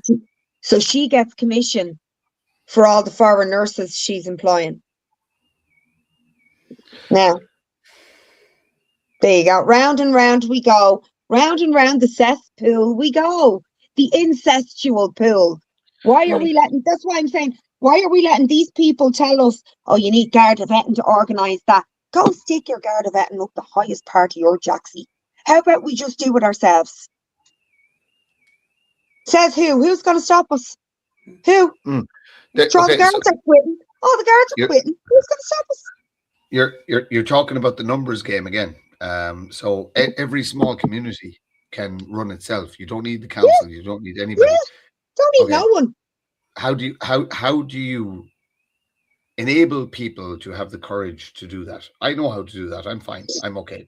You're okay. You have to be brave enough. You have to have someone brave enough to first of all suggest like a meeting that's going to draw people in. Like you have to kind of have someone that everybody kind of finds okay, you know, that everyone, because it's hard in council estates, everyone's struggling. So sometimes people if someone has a bit more, they are looking at, instead of looking at the bigger man, you are looking at your neighbour going, why do they have this or why do they have that? And a lot of as well, there's a lot of addiction in it as well, and people are drinking together and doing drugs together and falling out with each other.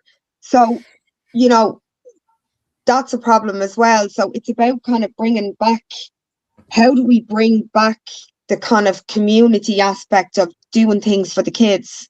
You know, you have to make it, what's the common goal? The kids are always the common goal. The kids should always be the common goal.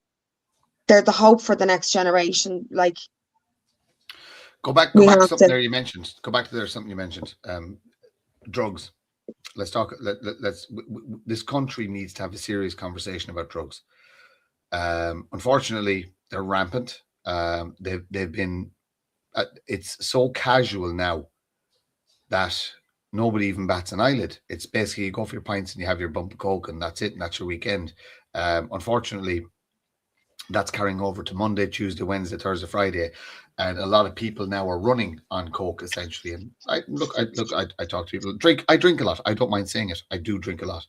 I love fucking me creamy pints.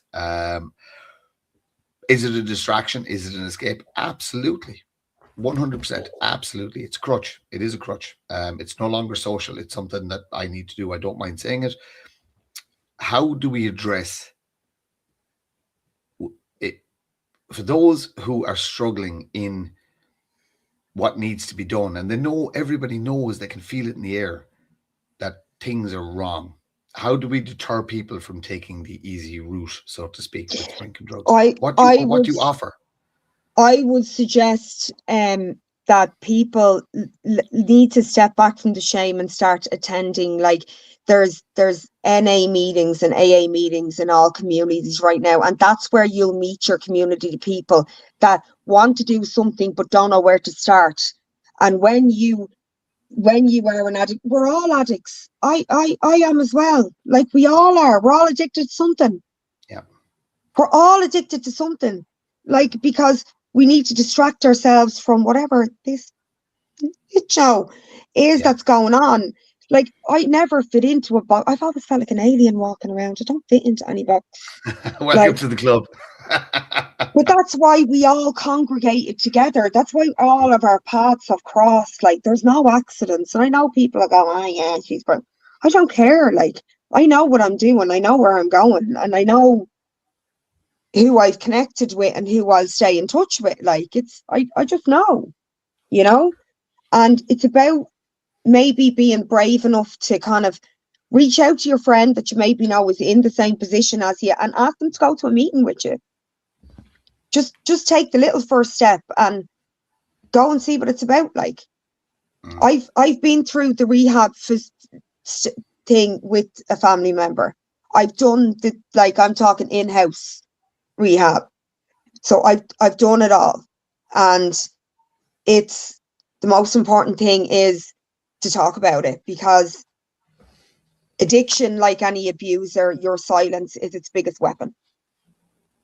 And you have to learn to separate the addict from the person. Because the addiction, I call the addiction the demon.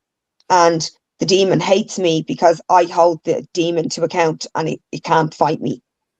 It never wins. And recovery is something that addicts have to go through every minute of every day. It's not day by day. It's fucking hour by hour.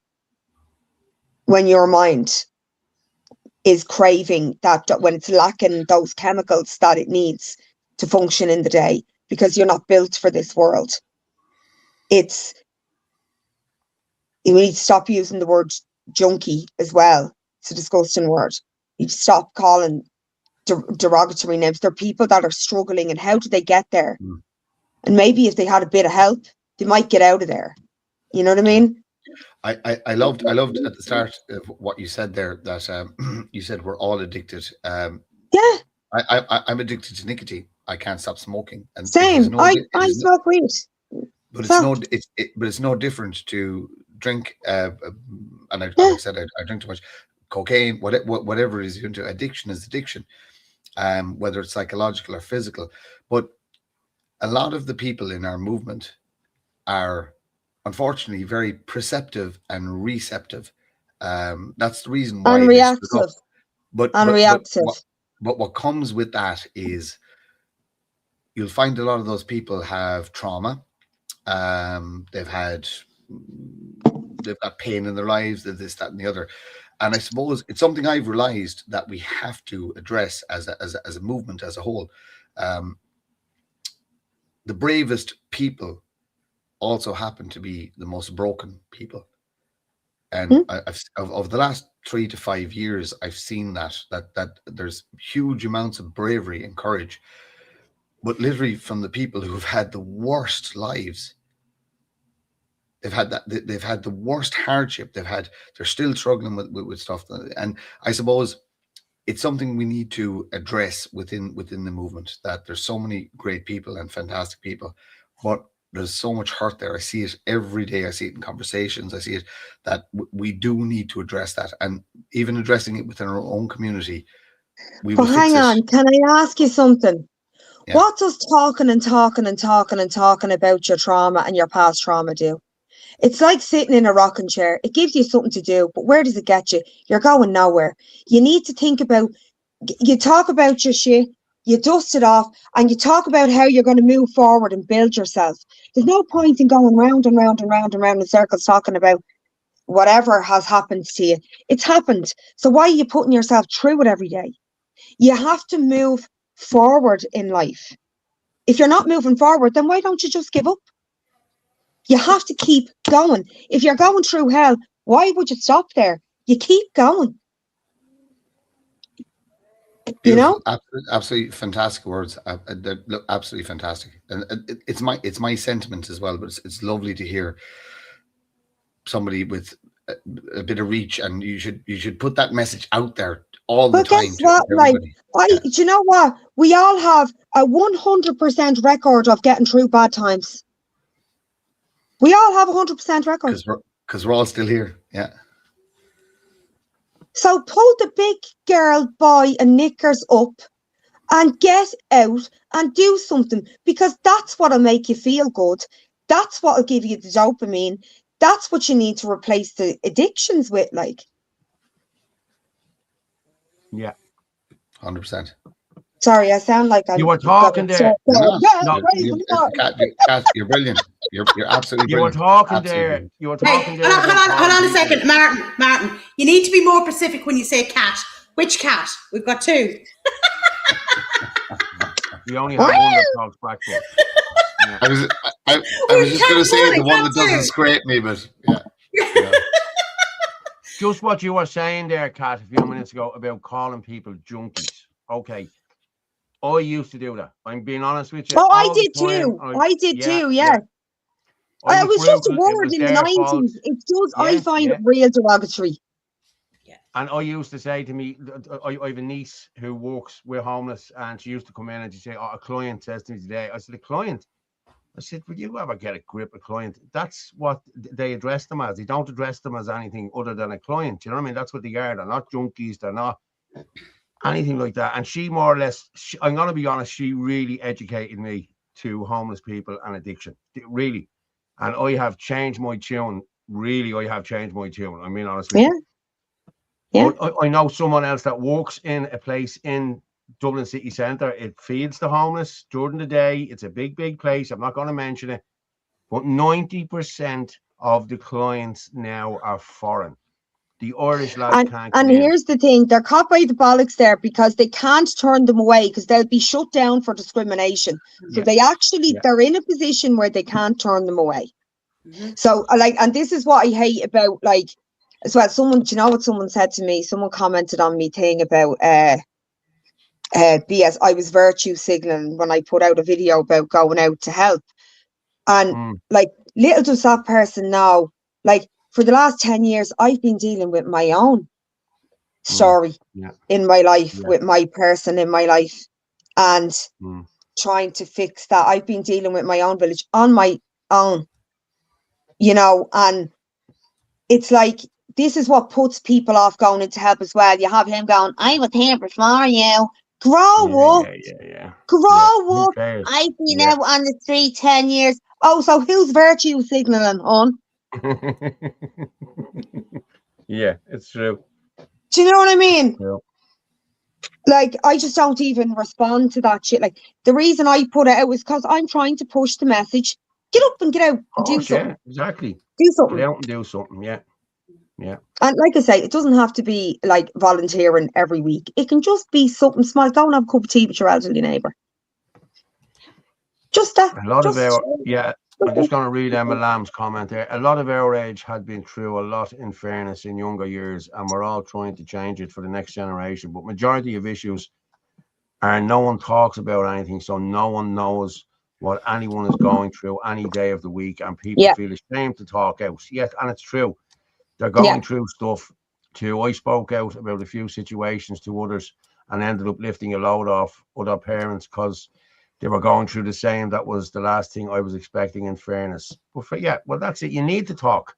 You really do need to talk. Mental health in this country, there's no services for mental health in this country. It's disgusting. No, that's why we need to even start like getting meetups between like young mothers and stuff and women together. Like I went through postnatal depression as a teenage mom on my own, hadn't got a clue what was going on with myself. Like, and there's so little education for young women. Like, and I do think they need to reconnect as well, and young men, and just I think I've seen a thing. I think I seen a thing there. Was it last week or the week before in Darndale? The girls have organised a women's, the girls' morning or the girls' coffee morning, whatever it's called. Like a little women's shed or something. Yeah, exactly. And the girls meet up, and I think Jade is involved in it off the next. Or podcast. Just going for a walk or something. Exactly. Just meet up. That's all you need to do. Meet up with people. So if there's anyone around Darndale, contact the next podcast, contact Jade there.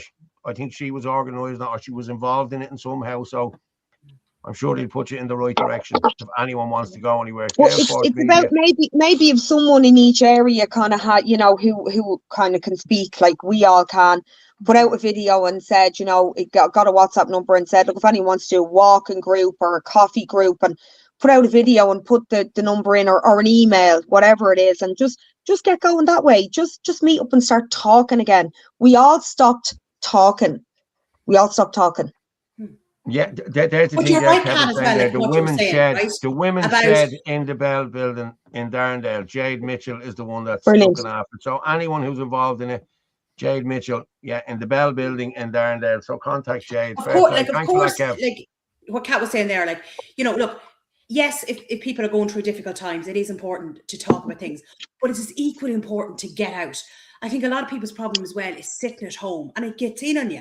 You just don't unpack and live there. Just, you know, you can, I'm not saying you can't go through your trauma. You have to go through the storm, of course, but don't stay there. What's the point staying there? Yeah. Do things to make you feel good.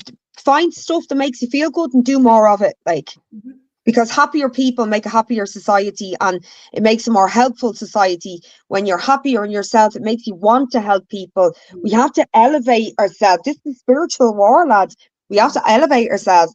And myself and Maggie are trying to arrange something for Easter Monday. Okay. We're going to have details coming out. So if you still have me back on next week, you're welcome anytime. No problem. More than welcome. Yeah. Or Wednesday, we might know, but we're making inquiries. But just watch out, the revival's coming. It's coming, and we're gonna take the lead and arrange it, and we hope you'll all. I've my whole family coming and all. I've my son telling people and working all. We need to. The best thing we can do is come out and show just how many people have faith in this country that they're. What I will say to you is, Kat, don't let anyone hijack it on you. I'm just No, saying no, that. no, no. When I tell you this is me and Maggie, that's it. Good. Closed door. That's it. That's Too it. many chefs spoil the broth. Listen, Paul. That's it. Nobody's going to be messing with Kat these days. All she has to Could say you? is, I'm going through the fear, someone trying to railroad me and Maggie? No, Me and Maggie together. Could all you have to say, Kat? You know, all you have to tell people, Kat, is you're going through the menopause. They'll not come near you. She's out the other side, you know. But it's not. We don't need anyone. It's not a rally. It's not going to be that way. We'll explain it all, and it's just we'll call it a call to prayer. Exactly, all right. Yeah, a vigil. Yeah. Now our call to prayer. Yeah. Our call to prayer. We can do that too. We can do that too. Yeah. Yeah. So that's the plan.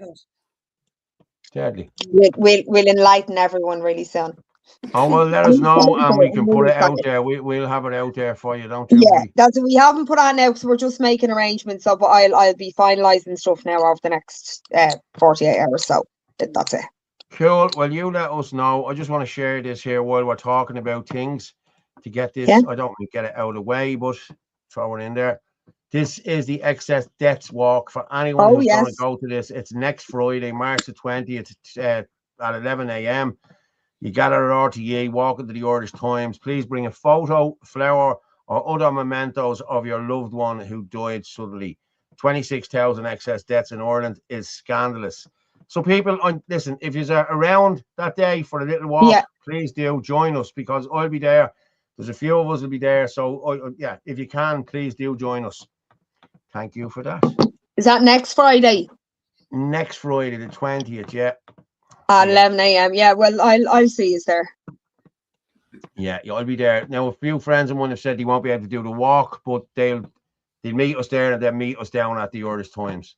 And I also have another one to put out here as well. This is for the 1st of April, April Fool's Day. The Tusla one, yes. Tusla is not fit for purpose. Children are being failed. It's up to us to fix this. Organised by concerned people of Ireland. I know who have it organised and are good people. April 4th, 2012, 12 noon, outside Tusla offices, Euston South Quarter, St. John's Road, West Kilmainham, Dublin. Please support, all welcome. Let's grow the numbers.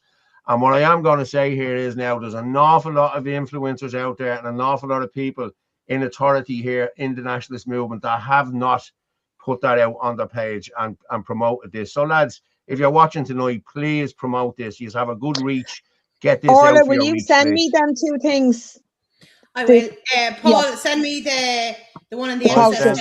Yeah, I have the other one because I've already shared that. I'll do video on each of them. Yeah. Put it out. Yeah. And Suzanne Delaney actually had a post up there. Just send me out like that. If there's anything going on, just send it on to me. You have my number, just send it on. Suzanne Delaney actually had a post up, was it yesterday, saying that a 13-year-old boy is missing from Tuesday. Yeah, I just mother died and is missing a month. No one knows where he is. Wow. Where is he Irish? Oh, she didn't say. Does it matter? I think he's a migrant, Charles. I think he's a migrant. His mother died. Hold on a second. See, you they don't give a shit. That's one they're talking about. There's loads of kids missing. Oh yeah, being trafficked. Yeah. Like, did you not see? You know the video I done back in October about all the SEA thing. Yes, we played it here. Yeah, we did. Yeah. Then I looked at like RTE had something on there last week talking about the SEA things. I was like, oh, it only took you 6 months to follow up from us. Do you know what I mean? Like, and it wasn't just me. It was loads of people were doing videos about it. There was loads of us doing video. It wasn't just me. Yeah, but you went really in depth in your one. It was great the way your one was done. Yeah, I know. Yeah, down that rabbit hole. Pause to look. The amount of times I had to pause it. Pause to read. Pause to read. Well, Kat, now hold on a minute now, Kat. You've been very busy getting lovely pictures sent to you on Mother's Day. Oh my God. Who's sending you pics now? Anyone we know? Go on, Kat, tell them. I opened up my messenger on Facebook, and some fella, he had sent me a few, how are you doing? God. And then I got a picture of his crotch with a little hard nubbin in the thing. Yeah. And Cash was very, very kind to share that all with us. So I shared it, and I shared his face, and I tagged him in the video. You did not, did you? Yeah, I did. Oh no. And I told him I'd rather shave me fanny with a rusty machete than go anywhere near him. You gotta love it. You gotta love it. Oh no. I actually can't. Oh my God. Kat, I can beat you on this. I got a message from a man the other day asking, did I want to meet for coffee? I thought maybe you had a story to tell, right?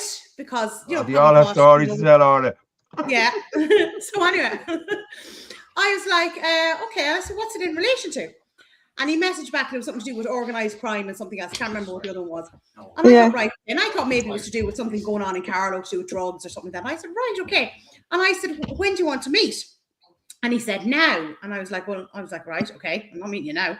And I was like, right, okay. I said, no, sorry, I'm not available. I said, maybe another day. Because, like, I mean, it looked like he was from Carlow. He'd, friends in common and the whole lot. And then I said to him, where do you want to meet? I said, in the next couple of days. He sent me a link to a graveyard. What are you reading into that? Copies graveyard. So let's just say the phone was out and it was black. Yeah, exactly. Now you have it. And then this fella was giving out, and he's like, don't you be going meeting any men now.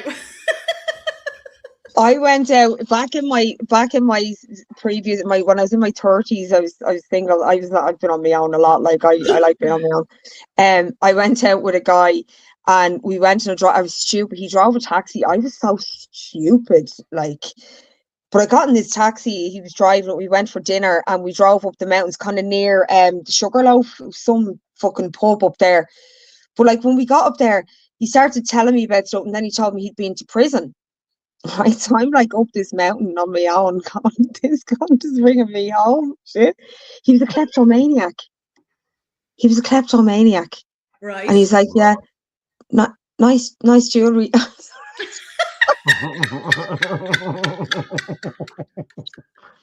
Instead of trying to open your bra, he was taking off your chain, wasn't he? It was real dark, and he was like, God, it's real dark roads, isn't it? I was shitting myself. You wouldn't know who is out there nowadays. Oh, He was Irish and everything. I know, because this is before the crisis. But people know that we're in the public eye, and we do stories and things like that. And I just thought when your man messaged me, he just had something he wanted to highlight it. I just thought, he knew me from the show or whatever. And then when he said he wanted to meet me in a graveyard, I was like, oh my God. Oh my His God. name wasn't That has Eddie got to Murphy, be was the best it? It wasn't invite Eddie ever. Murphy. Oh my God. But it could have been. That's scary though. That freaked me out. I'd be like, holy shit. Well, that's actually, I was saying that to one of the lads, right? And I was just saying, my Facebook, right? So my posts are all public, but my page is actually private. You have to be friends with me to be able to comment. Because during elections, I used to get a load of men messaging me, just weird crap and everything like that.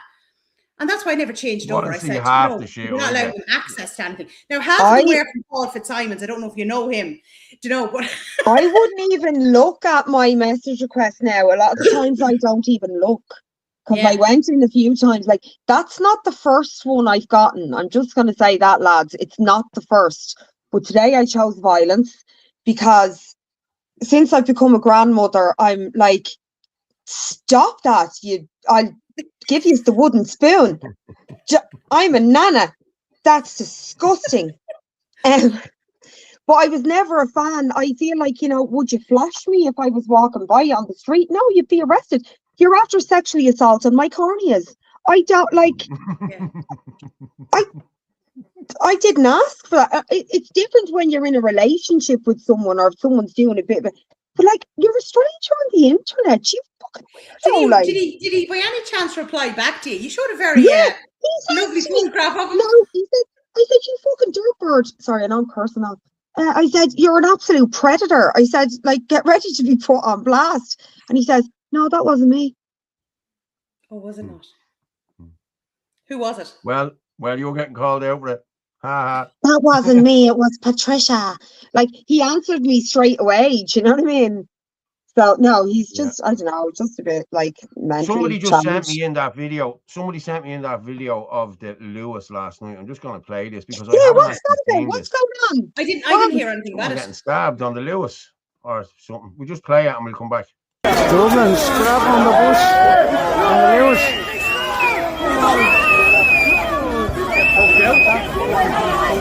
That's the Boston Cooper.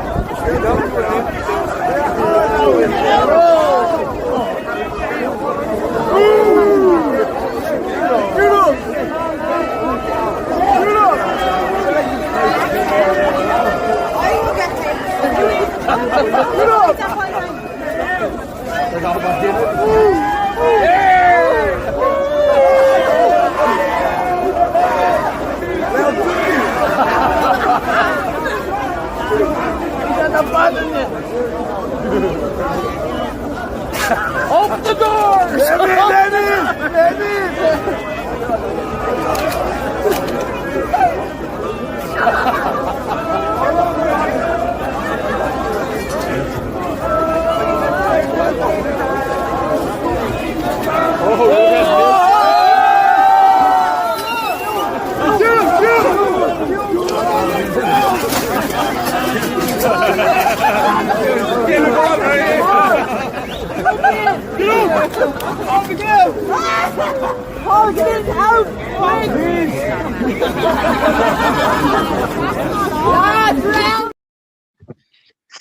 Wow, that's heavy tack, isn't it?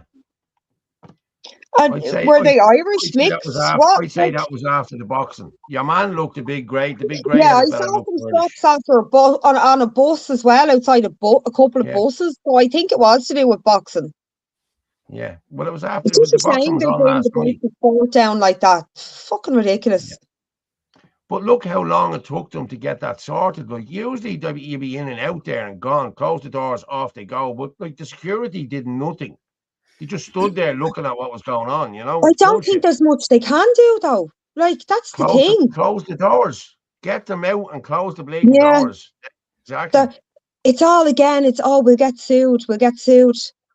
Someone's like sexually assaulting my corneas.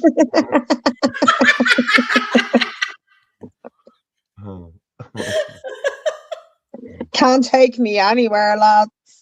What's the best nationalist party in Ireland currently? Take a good lead in the polls. I've no idea. I don't follow parties. I have to say Ireland first. I have to say my own party. Like, you know what I mean? Yeah. Listen, it's like everything else. There's that many parties going around at the minute, because I think there's 16 parties at the minute. I can't tell the difference, lads. It melts my brain. I don't know. I just like who I like. Here, Cat, for one that's ran for 2 elections. My name is Orla and I hate politics. Yeah, I just kind of see it as I like loads of different people that are in loads of different parties, but I couldn't tell you what parties they're in. Yeah. Ireland first. That's I my don't favorite. affiliate myself with anyone. I'm a bit of a lone wolf like that. You know what I mean? Yeah, he's with Ireland first. I am. Yeah. I'm just, like I've said to you before, I'm just on our team, the working class people, the women, the children. That's all I'm interested in. I'm not, the homeless, the addiction, all that. That's all I care. Just people that are in trouble. I couldn't give a shite about the rest. Doing our own thing. Yeah, that's exactly it. Well, there you go, Christine Dowie. Thank you. Ireland first, only one I know and trust. Fair play. Yeah. And Paul will throw you that 50 later on. Well, I'm not going to throw that 50 later. Everyone knows. No, Paul, I like you. Like, there's certain people that I like. No, I got a good vibe off you. I think you're a good person. Like, I like you, and I'm a pretty good judge of character. Listen, he doesn't get this praise from me. Don't be encouraging him. No, they need a bit of encouragement here and there as well. Oh no, Kat, he does, but he normally gets it from the gay men in the comments. Where's Michael John when you need him? He tells Paul every night how gorgeous he is. Hey. I think you're all great. I think we're all, like I've said before, we're all in it for the same reason, and it's just like none of it is going to matter. It was the same 100 years ago. They didn't agree on this and they didn't agree on that and blah, blah, blah. But at the end of the day, you have to just come together and get over all that shit, and none of it matters. It's all just noise. It's Ireland and her children is what matters, and that's all I care about. Exactly. I totally agree with you. I want to read this. This was Ferg put this up on Mother's Day, and I have to say, I thought somebody was writing his stuff, but no, he puts out some great stuff, I have to say. Yeah, Happy Mother's Day. Happy Mother's Day. She is clothed with strength and dignity. She can laugh at the days to come. She speaks with wisdom, and faithful instruction is on her tongue. She watches over the affairs of her household and does not eat the bread of idleness. Her children arise and call her blessed, her husband also, and he praises her. Many women do noble things, but you surpass them all. Proverbs 31, 25, 29. My precious children are absolutely blessed beyond imagination because of the one they get to call mum, just as I am with my own wonderful mother and mother-in-law. You're a lick, the mother-in-law. I got that as well. You are the beating heart of every family, priceless, irreplaceable, adored, cherished, appreciated, and loved beyond any words ever written. Wishing you all a truly beautiful and blessed day, because no one deserves it more. If you're missing your mom today, know that she is looking over you and with such love and still walks beside you, protects and guides you until you meet again in heaven. God bless you all. He just had me in tears, the fucker. I swear to God, he does. Yeah. That's lovely. Yeah, it is lovely. And he does. He puts out, I love the stuff Ferg writes. That's why I talk about it every week, because I do. I genuinely like Ferg's stuff. But God bless. I love the mother-in-law bit. I have a great relationship with my daughter-in-law as well. I'd adopt her, only it'd be weird. Like, I love her. I adore the mother of my grandchildren. I never talk about mother-in-laws at all now, because what happened was, when I was married, my mother-in-law was, I'm not messing, she was a lovely woman. She was a great woman, Patty, right? And God bless her, she's gone now, but she was a beautiful woman, right? And I really did love her. And what happened was, I put into TV3 her birthday one day, because I was working, I could email it in, you know? And I put in, I said, can you wish me happy mother-in-law, happy 75th birthday, blah, blah, blah, blah, blah. So, of course, we're all sitting there watching it on TV3 that evening, you know? I said, I put it in. And next thing, Martin comes out, you know, hello, everyone. Hello, ha. Remember the way Martin used to go on? This is for Patty Kavanagh from Baldoyle, who was 75. This is from her son-in-law, Paul Fitzsimons. You fucking lick. I thought, you dirty bastard. Everybody was listening to it. I was disgusted, I swear to God. You lick. I met him the next week out in Charlie's. I gave him loads of bleeding stick. I said, what did you say that for?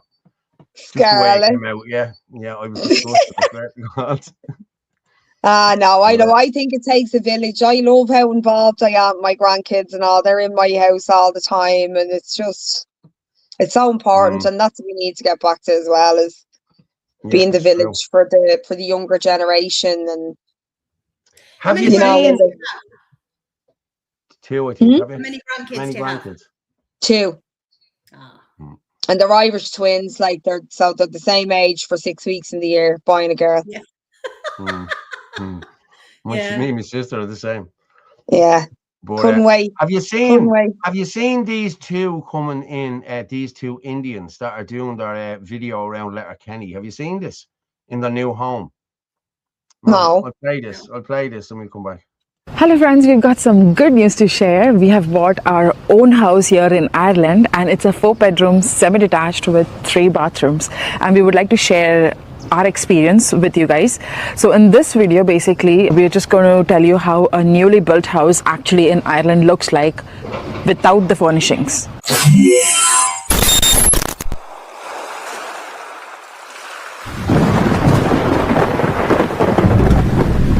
So guys, let's begin the home tour. What you see at the start is the parking. It's the car park. So basically you can park for like maybe 2 cars, after which when you move ahead So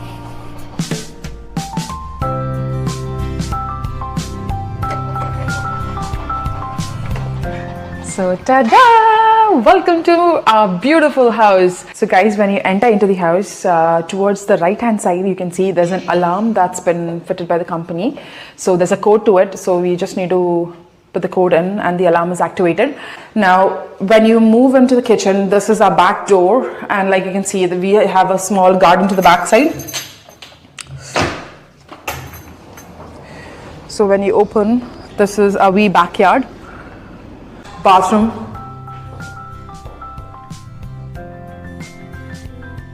And again, like I said, you can just do all the changes, like whatever you guys want. Like we basically have.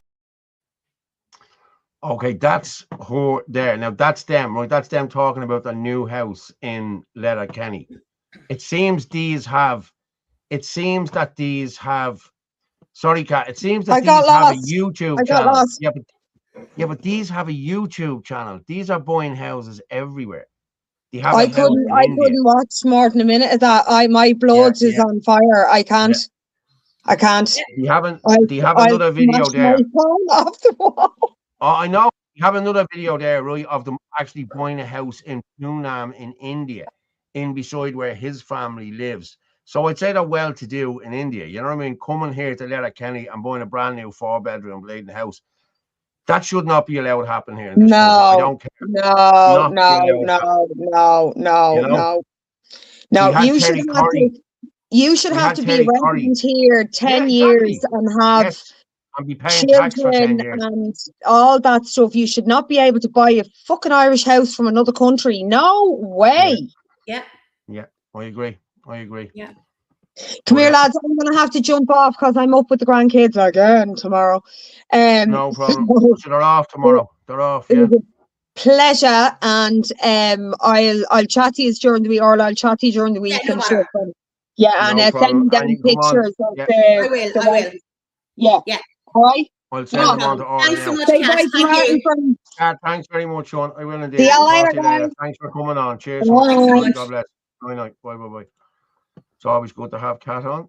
She's great. She'll be back on next week, I'd say, to promote whatever is going to happen on Easter Monday, which I hope it will be good if they've had to do it. But I just wanted someone just sent me in the Tom MacDonald, the Tom MacDonald's album. It must be the new song that he has or something like that. But I'm just going to throw up the Boy Has a Coffee because I haven't put that up once yet. I better just throw it up there now while we've 700 and odd there. So let me just share this. Guys, if you want, you can buy us a coffee, please, if you can. As I said, we're getting it. A few of you we get a few every week, and I'll be honest with you, it's after paying for itself over the last couple of months. So like we get in, like there's some nights we get in 15 quid, some nights we get in 30 quid, some nights we get in 40 quid. It depends, you know what I mean? Some nights you get in nothing. But over the year, over the last year, it's I'd say I'm 60 quid short of what I have paid for the whole year. So that's brilliant. And thanks very much for everyone who does donate and who does buy us a coffee. Fair play to you, because without you, we wouldn't be able to keep going. I'm just going to throw this in the comments. Indians online. Yeah, hold on. In UK, Indian doctors practice. Yeah, Indian doctors practice. NHS payments team consultation. A few people have died as a result. Sepsis cannot be diagnosed over the phone. Yeah, sepsis is rampant in a lot of Letterkenny is becoming the new Letterdelly. Yeah. How much is it? So much sepsis now. There's loads of sepsis now. That's what people are dying of now, sepsis. So if you can't buy us a coffee, days go, guys, I'm going to take it back down. Or I'm not hearing you there for some reason.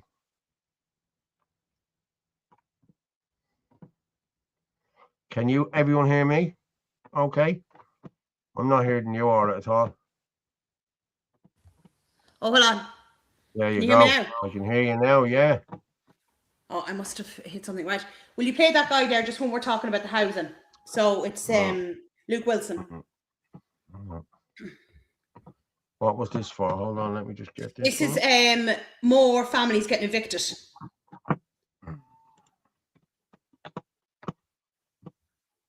Oh.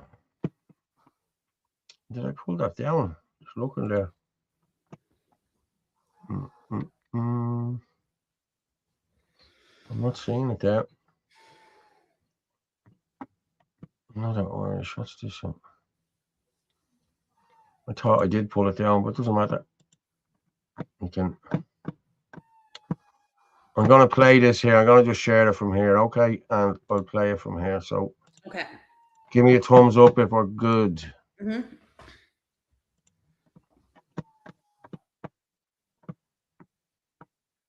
We're starting to lag here now for some reason.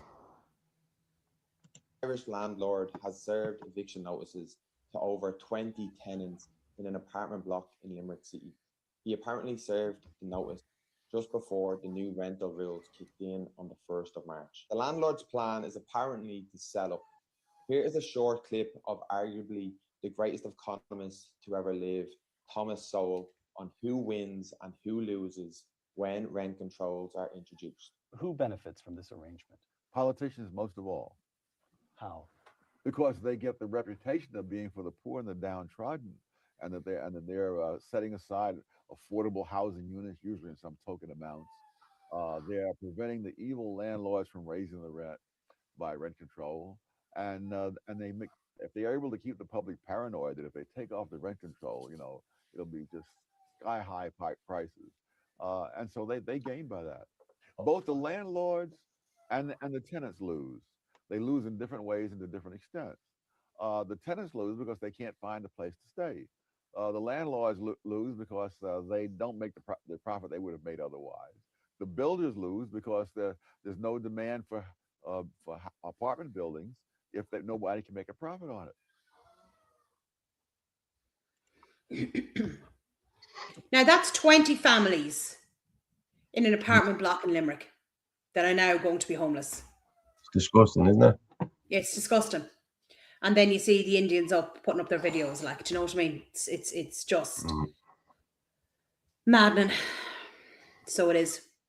A Muslim man evicted another Muslim family with 13 kids in a 2-bedroom house. Yeah, it's the Celtic Tiger. Relax, the Celtic Tiger is coming back. It is coming back to bite us in the arse. That's where it's coming. Yeah. Because like we have serious issues coming in. Do you want to play the one on another Irish vegetable producer? This is getting really serious what's happening here with our food production. Yeah.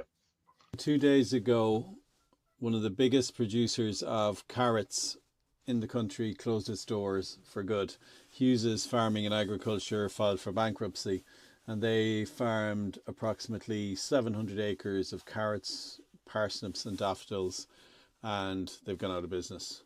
And you just have to look at the inflationary pressures over the last 10 years and the price paid for primary produce. Effectively, the price has been eroded. The price paid for vegetables has come down since 2003. So rather than going up with inflation, it's actually come down.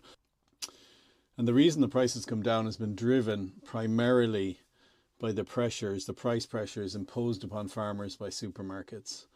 And this is clearly unsustainable, and it feeds into a situation we have in this country where 84% of the fruit and veg that we eat is imported. We produce loads of food, we just export most of the food we produce, and it's mainly beef and dairy. Primary reason for any farmers to go out of business is because they're not being paid adequately for the produce they're growing. And I think when you have price promotions consistently being delivered by supermarkets, then it's unsustainable. And for instance, just this same week, there's a price just go off there for some reason? Irish bunched carrots. No, it wasn't gone off. It wasn't. He was playing. Okay, it was gone off here for me. No. Sorry. I'd say it's near the end of it anyway. So if anyone ever watched my videos when I went around the different supermarkets, I highlighted a couple of things that I noticed. One of the big things was, just say this time of year, right? Onions are in season. And I went into a couple of supermarkets and there was 8 trays of onions 2 of them were Irish. How is 2 of them Irish? It should be the other way around. And how can you go in and buy, we'll say, just say, for example, it was a thing of onions again, right? For maybe 120, right? That's from Spain or somewhere like that. But our own Irish equivalent was 180. So it's more expensive to buy your own produce, which is produced in Ireland, than it is for the imported equivalent. Now, how does that make sense? And then we wonder now why vegetable producers are going out of business. Like that guy's from Green Earth Organics. They're based over in Galway, right? There is now only 74 producers left in Ireland. There used to be hundreds. There's now 74. Like if anything goes wrong in this country, we need fruit and vegetable producers. What's going to happen if more of them go out of business? Like we're going to be in serious trouble. This is it. They are going out of business. That's as simple as that. I just want to say that, Paul, is there a way to put in donation amount on your Buy Me a Coffee? I think it is set at 5. It is set at 5. You buy 1 or 2, buy 1, 2, 3, whatever. You know what I mean? That's what you'll have to do, or else you'll have to go through the Revolut. The Revolut, you can donate a 10 or 15 or 20 or whatever. That's how it works. Your canned foods, yes. Gale Force Media, how long do you think it will take to undo the damage that has been foisted upon the Irish and to correct matters? Years, mate. Years is going to take us. Yeah, I don't know. First things first, we need to get out of Europe. We need our exit. We need to get out of Europe, and that's it. I'm sorry, guys. That's what has to be done, and that's the first thing we need to do. Overnight either. It's not going to happen overnight. I understand that, but like even still, we could get the ball. We could get the wheels in motion. You know, Limerick. Well, people can make a difference in their supermarkets. Like go to your local, we'll say farmers markets, or if you do go into your supermarkets, buy your Irish produce. That's what makes the difference. Leave the imported stuff there and buy your Irish equivalent, right? Yeah. Okay, I understand throughout the year there's going to be certain things we can't grow. I get that, right? But if there is things in season, buy our own and support our own producers. Simple as that. Guaranteed Irish, that's it. And I was looking at a farmer thing yesterday, a farmer talking about it. Farmers, you need to get into the community. You need to open your doors to the community. And the likes of Clonee and Donamead here and whatever. There's farms around here, lads. Open your doors. If you're not getting the money from Tesco's and everything else, open your doors to the public. The lads will come and they will get fresh produce off you if you do that. And you will be able to sustain your business and everything else. Well, that's why I was highlighting the butchers. Like, do you know what I mean? I saw scallions in the shop from Egypt. Oh, yeah. It's from everywhere. It's from Morocco, Egypt, Spain, Brazil. Like, it's every other country. Like, it's absolutely ridiculous. But when our own food is in season, that's what we should be buying. Brian Keane, don't eat that veg. It's swimming in Roundup. Cancer. Yeah, Roundup. Yeah. That's been banned for years. Those poor tenants, very upsetting and infuriating. From carrots to farm milk, they are sabotaging the Irish food supply and security. Actually, do you know what? I'm going to send this on to Paul. It's only a couple of photographs. I'll get it on my TikTok page. Hold on. Give me 1 second. Because this is what I was talking about, just in case people didn't see it. Hold on, it's just loading over. Hold on, I'll get it now in a second. Where is it now? Right, okay, I have it here now. I'm just going to send it over to you, all right? Okay, all right. Where am I going? Irish, right. Okay, now, that's gone over to you there now. Yeah. It is, Christine. They don't want to pay the farmers. The same with the dairy farmers. Same with the beef farmers, you know? But it should not be cheaper to be paying for food that is imported in. And then look what's exported out of this country as well in food.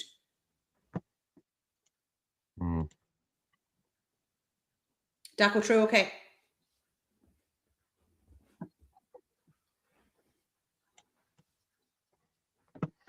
Right, I just have to make this bigger. Just share this one out. This is I think all it is because they don't want to pay the farmers a fair price. Yeah, these big agriculture farms in Europe and America. Yeah, it's true, one. Yeah. Hold on, I don't know who that is. Well, I'm just going to share this here. Anyone looking for butter or milk, this is the place to go. Go back to back the other way. That's not the beginning. What order? That's not the beginning of it.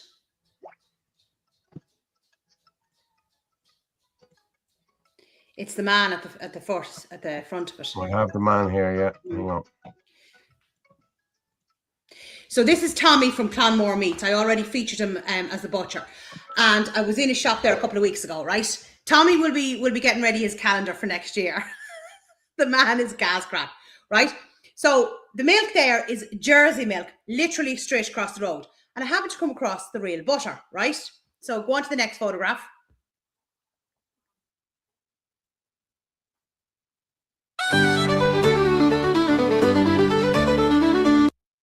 Right, so there you can see traditional Irish butter salted, right? That's the company, Glenstyle, right? Okay, they're after winning actually a load of awards.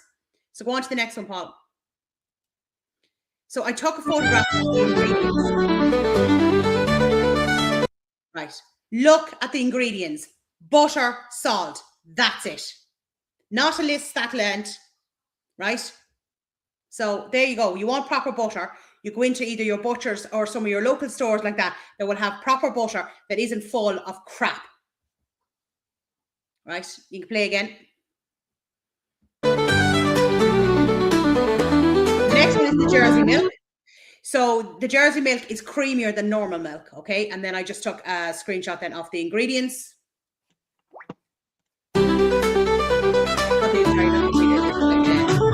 Fat content and protein, salt and all that, right? Just to show what's in it there, right?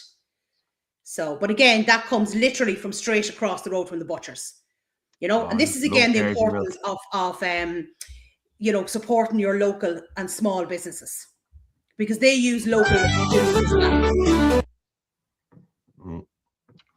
And then there was a new crowd in from Kilkenny and they were making their own buns.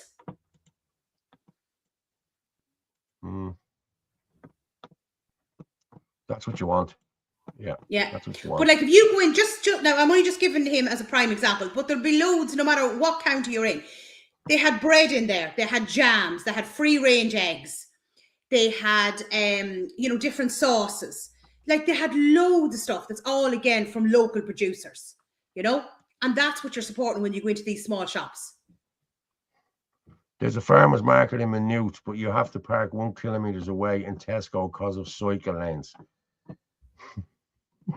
That's ridiculous. That's madness.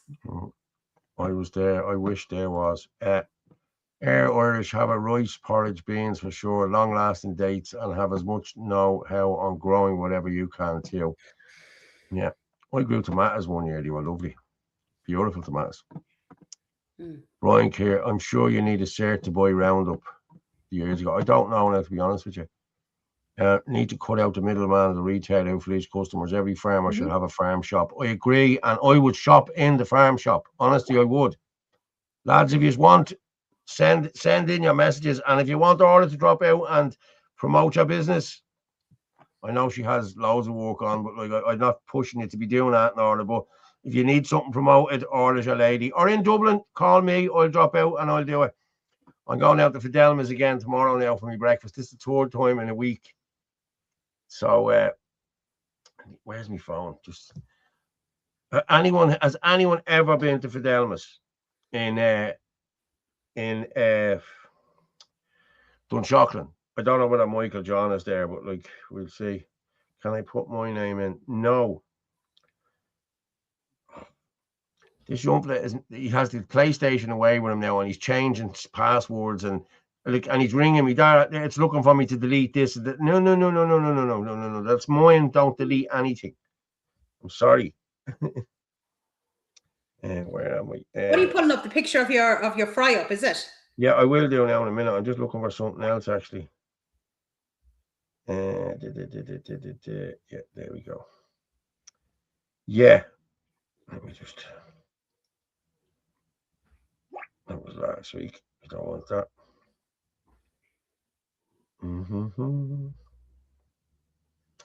Oh yeah.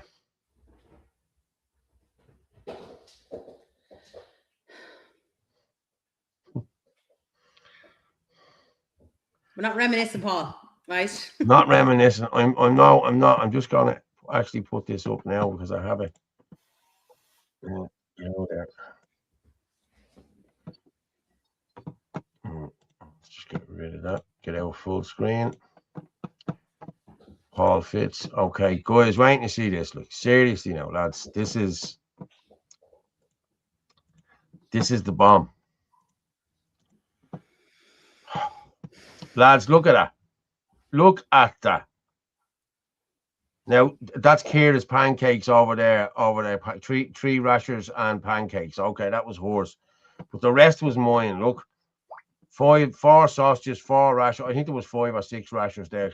She looked after me. 3 eggs, chips, beans, mushrooms, hash brown. I don't agree with hash browns on a breakfast. I think they're shit. But I like beans and mushrooms. Yeah, you can't have a breakfast without beans and mushrooms. Black and white pudding. Rashers, as I said, well done. Man, look at that. That is just a bomb, isn't it? And chips as well. And chips as well. Now, I'm not a big fan of chips either on what you call it, on breakfast, and that was it. You get your toast, you get 4 bits of toast, you get 2 bits of toast and 2 bits of brown bread and marmalade. All that for 15 quid. Like, it's very just good. The bomb. The bomb. Very, like, look at that breakfast, lads. Look at that. Look at that. That's just, do you know something? I'm bleeding starving looking at it. I'm just waiting. I'm going out there tomorrow with the young one. So, yeah. So, anyone, Fidelma's in Dunshaughlin, lads, that's the place to go if you want to. I'll do a little video out there tomorrow. All my uncles are farmers. County Donegal. All they want is the grants and the head price. I'm going to be honest. I have something here I wanted to. There's a few things there you wanted to do as well, Orla, but I want to just play this Amazon one, right? This is a video of Amazon, right? And Brian Keenan, Air Irish, I'm head chef. I know exactly what's going on. It's just watered down now. That's it. It's still sold, no problem. Yeah.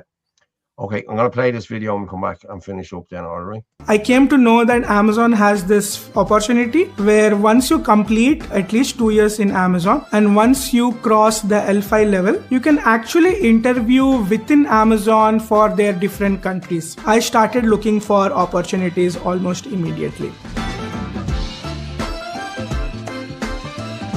There is a lot of competition to secure these positions because everybody wants to move out. You have to stand out among them all.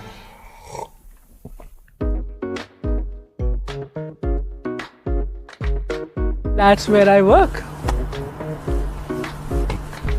To be honest, I did not know a lot about Ireland, but I did know that there is a growing tech sector and I knew that a lot of tech companies have their headquarters in Ireland. But I especially chose Ireland because AWS, the Amazon Web Services, that's the main wing or the main part of Amazon, is actually in Ireland. So I thought it should be a good move for my career to work in the cloud technologies, especially in AWS, because that's the main source of income for Amazon, I would say.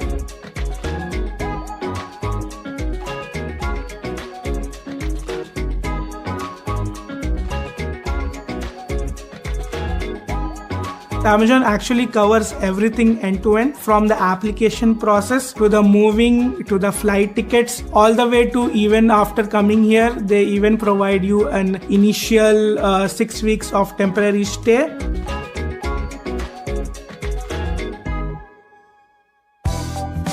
It was super cold here. I actually underestimated how cold it would be. So I think that was my first impression. There are no skyscrapers. There are no tall buildings. Everything is so flat here. For some reason, I like flat buildings down to the ground so you can see your sky all the time.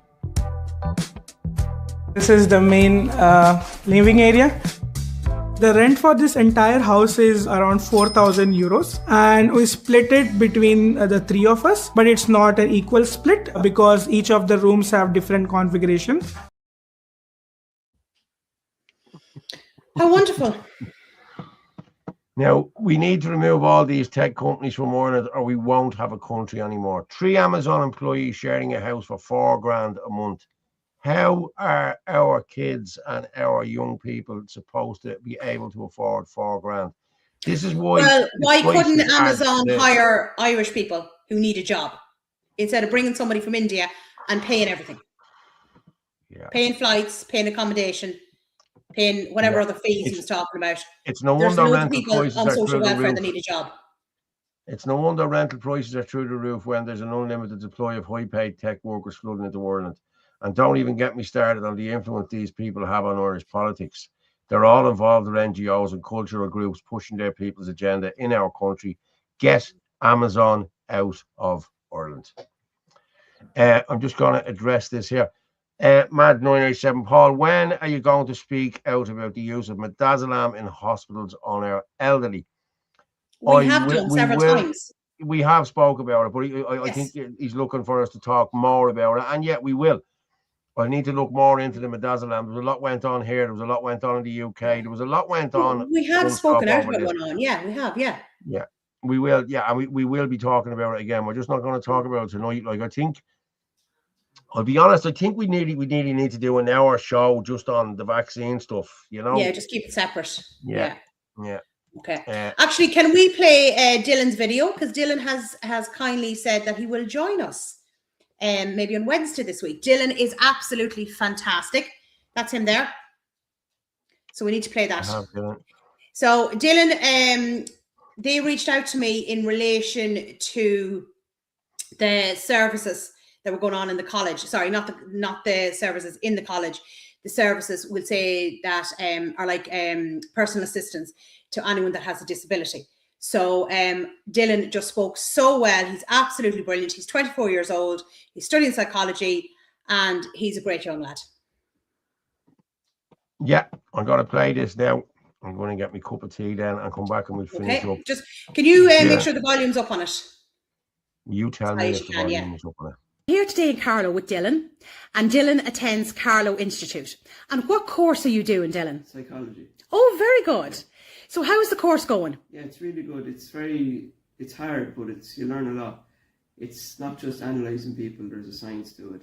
And you learn stuff for personal development for yourself. And yeah, so far it's going okay. And what made you, we'll say, decide to go down this line? Well, I always had like an interest in the human mind and why we think the way we do and what leads to our actions, basically. Very good. That's quite interesting. So fair play to you. Thank you. You want great patience for that course. Yeah, it's tough. So this is your first year doing it? Yeah, it is. So Dylan, you have muscular dystrophy. I do. And what are the issues that you are finding at the moment, we'll say, going into college? Well, basically it's like being left on the sidelines a little bit.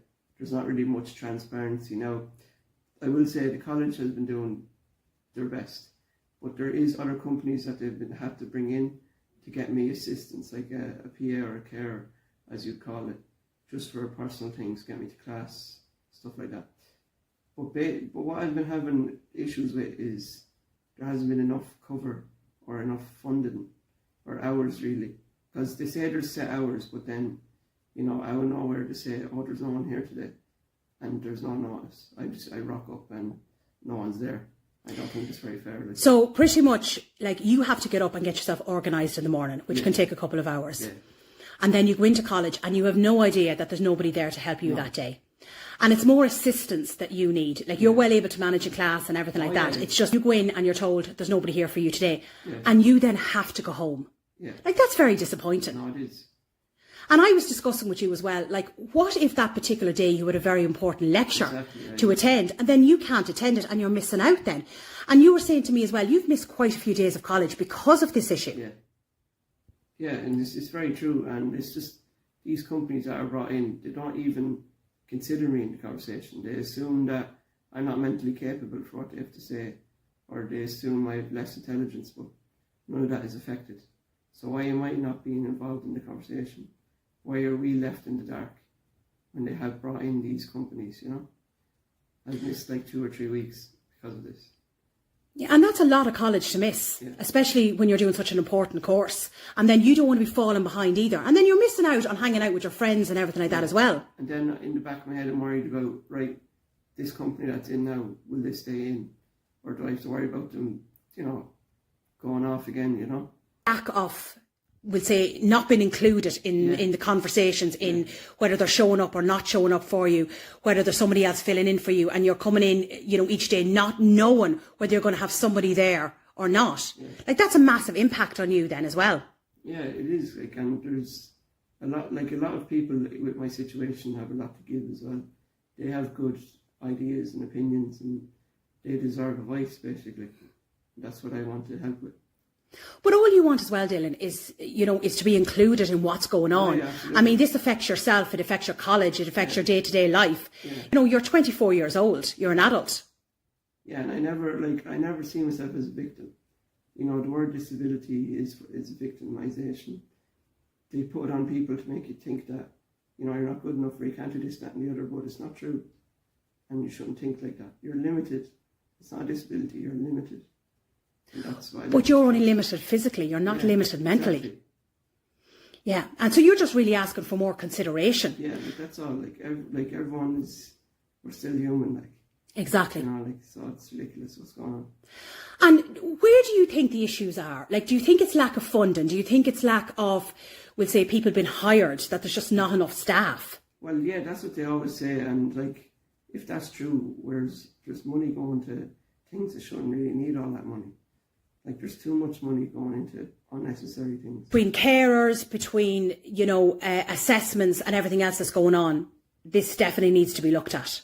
Yeah, absolutely. And something needs to be done, because it's not fair for other people that are trying to just, have a life of their own and achieve what they want to achieve, basically. But you find the college themselves, are there trying to help. They're trying to do their best. They're actually quite inclusive, Mm-hmm. which I appreciate that. It's just, there's other factors at play, It's, at the end of the day, they need to get people in, and then they're just not reliant. And I don't think people talk about that enough.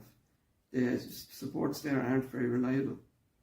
And when you have somebody in to help you, is it a different person every day, or would you have somebody maybe for a couple of weeks and they're gone and replaced with somebody else? Is there any consistency with who you have looking after you? Not really, no. Frustration as well. It is, because that's on the back of my mind. I'm trying to learn or whatever, or study, and I'm thinking about that in the back of my head. How am I supposed to give my full attention to it, And then you're worrying every morning as well. You're making the effort to get up and go to college, and then, it's going to be in the back of your mind thinking, well, is there going to be somebody there to assist me that day? So you're already worrying before you even go in. Oh, yeah. And you are doing quite a difficult course. Yeah. I mean, psychology is not for everybody. I'll be doing this course. It's a yearly course, and then I'll be going into college, and that's a 4-year CAO course. I'm just basically doing it to prove to people that you can do what you want. And I'm just proving it to myself and others.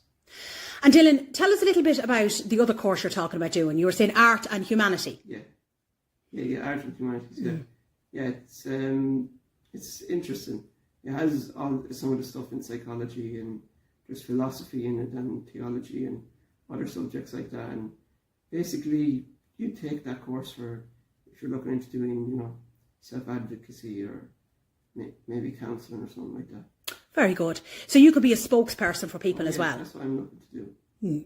That's very good. Well, look, you have a great head on your shoulders, and fair play to you. Is there anything else you want to address? Mainly, what I really want to get across is, if there's people in my situation that want to talk, just talk. I'm nervous right now talking, but you still have to get it out there. Just because you're nervous doesn't mean you're not confident. Exactly. But the more people speak out, the better, because a lot of people don't realise how bad the situation in this country is, say, in relation to services. Obviously, anyone who is affected directly, they understand. But there's still a lot of people who don't realise just how dire the situation in this country is. There is not enough staff. There is not enough funding. As I said to you earlier on, people are going out on maternity leave and sick leave and not being replaced. The more people talk out, the more confident you'll get. And I think everyone, as a community, if we talk with each other and say what's on our minds and what's not being done, that's where the change really happens. And Dylan, you're quite happy for anyone to reach out to you. We'll say if Casey O'Lower wants to reach out to you, or the Carlow Nationalists, or anybody else wants to reach out to you, you're more than happy to have a conversation with them. And you speak very well, so I think you're going to be a great advocate. And you're being honest, you're being upfront about what is happening and how it's affecting you, and it's affecting thousands of other people around the country as well. And this is so important, again, about people speaking out. Yeah, thanks very much for reaching out to me, and I thought this was very good. Thank you so much for your time today. I really appreciate it. Thank you. He's a lovely kid, I have to say. And Well, well, he's not really a kid. He's 24. But like, what got me, I was just saying to him, like, he was so nervous, right? And I said, Dylan, what you're doing, you're so brave. There is grown men out there who wouldn't do interviews with me over stuff. They wanted to speak out, and they were like, oh, I can't, I'm too nervous. But Dylan did. I just think he's just brilliant. And I said to him this evening, I said, will you come on to the show? Like, he's got great thoughts about stuff. He'd love to be an advocate, you know, for people with disabilities and different other things. And I just think he's great. He's got such a good head on his shoulders, you know. And yeah, so hopefully he'll be on our Wednesday night. He should be watching tonight. So if you are, Dylan, we'll see you Wednesday. You know, and but this is what's the importance about what we do, is giving people a voice, you know, to like let others know, you know, what's going on there in the country. Because a lot of people, unless maybe you have somebody, you know, related to you or a friend or whatever, that is a person with disabilities, like, you're not going to know what they're going through. So this is why it's so important. And actually, through the interview, one of the reporters from the local newspaper actually reached out to Dylan, so that I'm waiting for that to come out now this week. So that's really good. Yeah, you're just saying, if you know anybody, my nephew had exactly the same as what he had, and he passed away last January. Lee was 31 when he passed away last year, yeah, and he wouldn't have been as, his speech went very bad, and like he was in the wheelchair all the time. His body just wasn't developing, his muscles weren't developing, and he was a great kid. And last year he got a cold. He got a what you call it? He got like a dose of the flu, and they were watching the darts. It was January last year. They were watching the darts final, and they didn't even know he was coughing. But what happened was he coughed up a bit of phlegm in his throat, and he couldn't get it out, and he choked. And that's what killed him, the poor kid. Like, you know what I mean? But yeah, it was horrible. Like, he survived for a week, and we got everyone home from Australia and wherever else that they were meant to come from. And yeah, it was sad. It was very sad. You know what I mean? But as you said, when it hits home, when it's people that you know what I mean? And this is really important. As I was saying this to Dylan, I said you should be so proud of yourself, you know, because there's grown men out there who wanted to, you know, talk about stuff, and you know, they're like, oh, I can't do it. But he did it. Like, he should be so proud of himself. And he comes out with some great videos over on TikTok, and he's got a great, you know, kind of just the way he thinks about things, you know, and he's well fit to speak. So he is. So yeah, I think he'd be very good, like, to come on and give his thoughts on things. Of course, yeah. This platform is the village for many people. Fair play to everyone involved. Yeah, listen, we try our best. We do. Yeah, I mean, well done. Don't necessarily go about it in the right way, foot and mouth at times. I don't know. That's me. Sorry, Paul. Paul, that's heartbreaking. Yeah, it was heartbreaking at the time, and me brother and my sister-in-law they just aren't over it. It's really hit them, like, you know, really has. And God bless them, and God bless anyone who's going through anything like this. You know what I mean? So, God bless Lee. This is a great channel. Yeah. Thanks very much. Thanks, Annie. Fair play to everyone. Orla, I think we will. Do you know what? I just want to play one more thing that I seen this morning, and I thought it was beautiful. Right? This is Braehead this morning at 6 o'clock this morning. Watch this.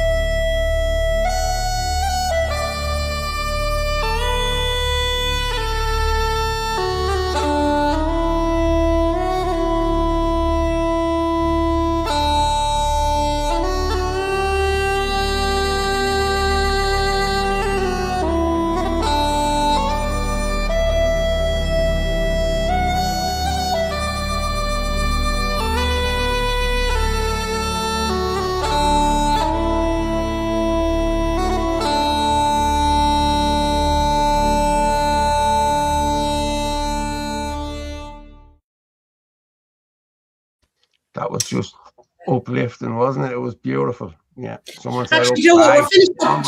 We're finishing up in the next few minutes. Let's end on a happy note and bring back some memories for people. Let's play the golden discs. It's only 5 minutes and then we'll finish up then. Okay, golden discs, and then we'll finish up. And do you know what was so lovely about this interview? They're flying it. They're in Carlow. They're absolutely flying it. And it was so lovely to hear a business doing really well. Okay. So there are people with good memories now. Golden Discs with manager Katie. Katie, how are you? Good, thanks, Orla. How are you? Grand, thank you. So how's things going? Oh, absolutely amazing. Since we opened up last October, every single week, every single day, it's just such a nice feeling to see so many new faces, you know, from Carlow and surrounding areas that really just want to come and support us. And you guys are also in Kilkenny? We are indeed. We're in Kilkenny for the last 7 years. We have branches all over the country, and I mean, we're going since 1962, so I'm pretty sure we're well established.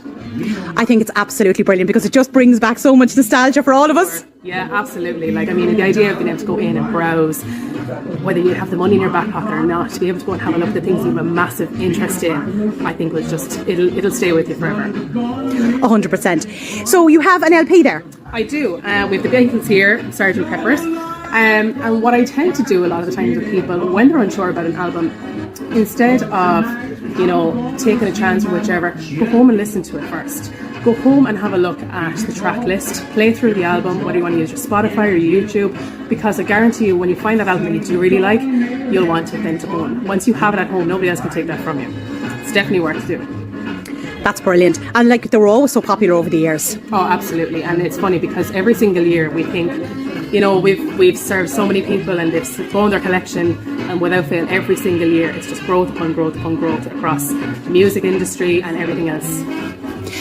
And so I was just looking around here, you have such a selection of stock. Would you like to go through some of the stuff you have? Yeah, for sure. Like, I mean, obviously people will know that we do a lot of music and home entertainment, but what we also have is a massive merchandise range as well. Like behind us here, we have all of our Funko Pops, collectible figurines. If you want to come this way, posters, mugs, all these different bits and pieces, lamps, alarm clocks, collectibles. You've got water bottles, little perpetual calendars. You've got the likes of decals. You want to decorate your own things at home. Tamagotchis, which I don't think people have seen in a good couple of years. Different bits and pieces, notepads, deck cards, badges, pins, all these things that you don't expect you're going to see when you walk into a music store. But absolutely, it's one of those things you need to come in and have a look at, for sure. And you were saying to me as well, you have Walkmans. Yeah, we do indeed. Come here and I'll show you. So as well as our music, our movies, our merchandise, we also sell a range then of CD players. Some even have cassette players in them. We've got 3-in-1 little units. We then have as well the likes of our Walkmans. So for anyone that would remember going in to buy a CD, you're bringing it home, popping it into the Walkman, plugging your earphones and heading out for a walk, you can still do that. And they're really, really good quality. They're so versatile, you know, that they're going to last. And you can still be able to play your favourite CD and do whatever you want. That's definitely bringing back old times. Absolutely, yeah. It's just one of those things. It's like memories don't leave. You have memories forever. And this is one of those things that we know for so many people, myself included.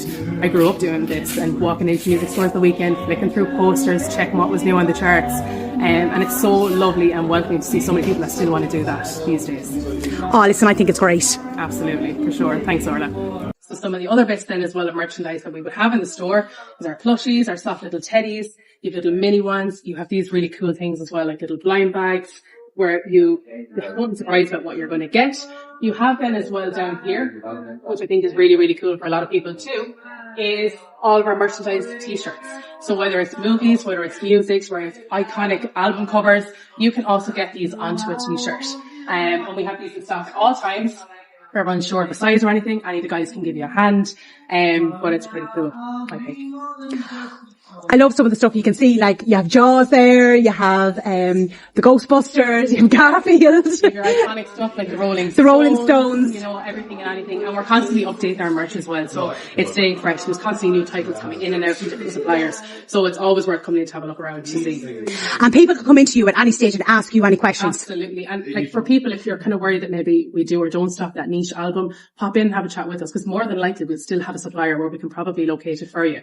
So, you know, don't be afraid to come up to the guys. Everyone has the same resources. We can have a check for you just to see if it's there or not. Do you do any collectibles? We would have a few little bits and pieces. Like our Funko is quite massive. We have a massive range, whether it's Pokemon that you're into, you know, whether it's Dragon Ball Z and different things like that. So well worth coming in because the stock can change so often, so frequently. But there's definitely something for everyone inside here, 100%. You have some special offers here in the store. Yeah, so for anyone who's a big vinyl lover, we have a massive range of vinyl. You can mix and match any 3 for $70 or 2 for $50. It's got a lot of classic albums, a lot of greatest hits. As well as that, for the more compact CD, you've got the next one 3 for $25. So much to choose from there. Again, you can mix and match whatever ones you want. The thing that we have that we're so lucky with is we can kind of have something for everyone, whether it's the adults coming in, there's something for the kids to look at, for the cousins, for birthday presents, for gifts. We've got a bit of everything for people here. So, as you said, it's pretty much all ages can come in here. Absolutely. I mean, there is literally something for everyone and something worth looking at. So pop in at any time and have a look around. Mm-hmm. And you were just saying to me as well, you love hearing people's stories of maybe something that they had when they were growing up as a child. Absolutely. Like, the biggest thing for us is what we carry here is a shop full of nostalgia. For a lot of people growing up, this was their childhood, these were their memories, these were like moments that stick out in their head. And I love when people can come in and tell us about their stories, you know, such an artist that they've seen live that, you know, maybe isn't touring anymore. And it's really, really nice to see that we have something that's such a big interest for so many people around the place. Wow. Or to give that a plug again there, because people in the comments are going mental here talking about this and how nice that girl is. So that's oh my God. Carlo, so her name is Katie, and so that was in Carlow, but there's Carlow Kilkenny, she just be in both stores. But there's Golden Discs all over Ireland. But like, they're Irish, they're here, what did you say, since the 1960s? Like, they have everything. Like, you can go in yourself as an adult and bring your child in, and there's stuff for them as well. Like, just the amount of merchandise they have, and like to actually have the Walkmans and everything like that, and stuff that we, like, I was looking at, like, we'd say, you know, the radio clocks and all that. I was like, oh my God, we would have had them when we were growing up. Like, there is so much nostalgia in Golden Discs. It's absolutely okay, brilliant. lads. In you go, Golden Discs, anywhere around. But if you want to get in Carlow, that's where to go. Okay, I'm just going to address Brian there. Paul, accept crypto, I'll send you a Doge coin. I don't know what I have to do to accept crypto, mate, to be honest with you. I don't know. So if you want to send me a message, send me a message there at 089 203 1521, and we can talk about that. Please do, yeah, by all means. Now coming to Carlo, yeah, that's terrible. Francis, can't stand cruelty to animals. Somebody asked as well there, do you like Bono? No, can't stand the chap. Sunday Bloody Sunday, love the song. Can't stand Bono, can't stand you too. I used to like Larry Mullins. I worked out at Larry's house years ago. He was a lovely guy, but he's with these globalists now. So yeah, no. Okay, Orla, thank you very much, lads. We've come to the end of the show. It is nearly 11:30. Fair play. Where's 2.5 hours gone tonight? And fair play to Kat for coming on. Thank you very much, Kat. And Orla, I will talk to you down in the green room in 2 minutes. No problem. Good night, everyone. Thank you very much for coming on. Cheers, Hunt. Talk to you. I'll make myself bigger. Well, people, yeah, we're at the end again. Yeah, I'll put up the Revolut again. Will I? Yeah, sure. Listen, no, I won't bother. Will I? I might get it in. Hang on. I'll just do it one more time. And that's me done. I'll make myself small. And I'll just share that. Anyone, if you want, lads, you can buy us a coffee there on that Revolut there. Just beep, off you go, and you can send us a coffee or whatever you want to send us, lads. Thanks very much for that. Well, people, as I said, we're at the end of the show, and like I say every night when we're finishing up, you'll only hear the truth here. That's all you'll hear. And as I say every night when I'm finishing up, the truth is like a lion. You don't have to defend it. You just let it loose, and it will defend itself. Good night, and God bless.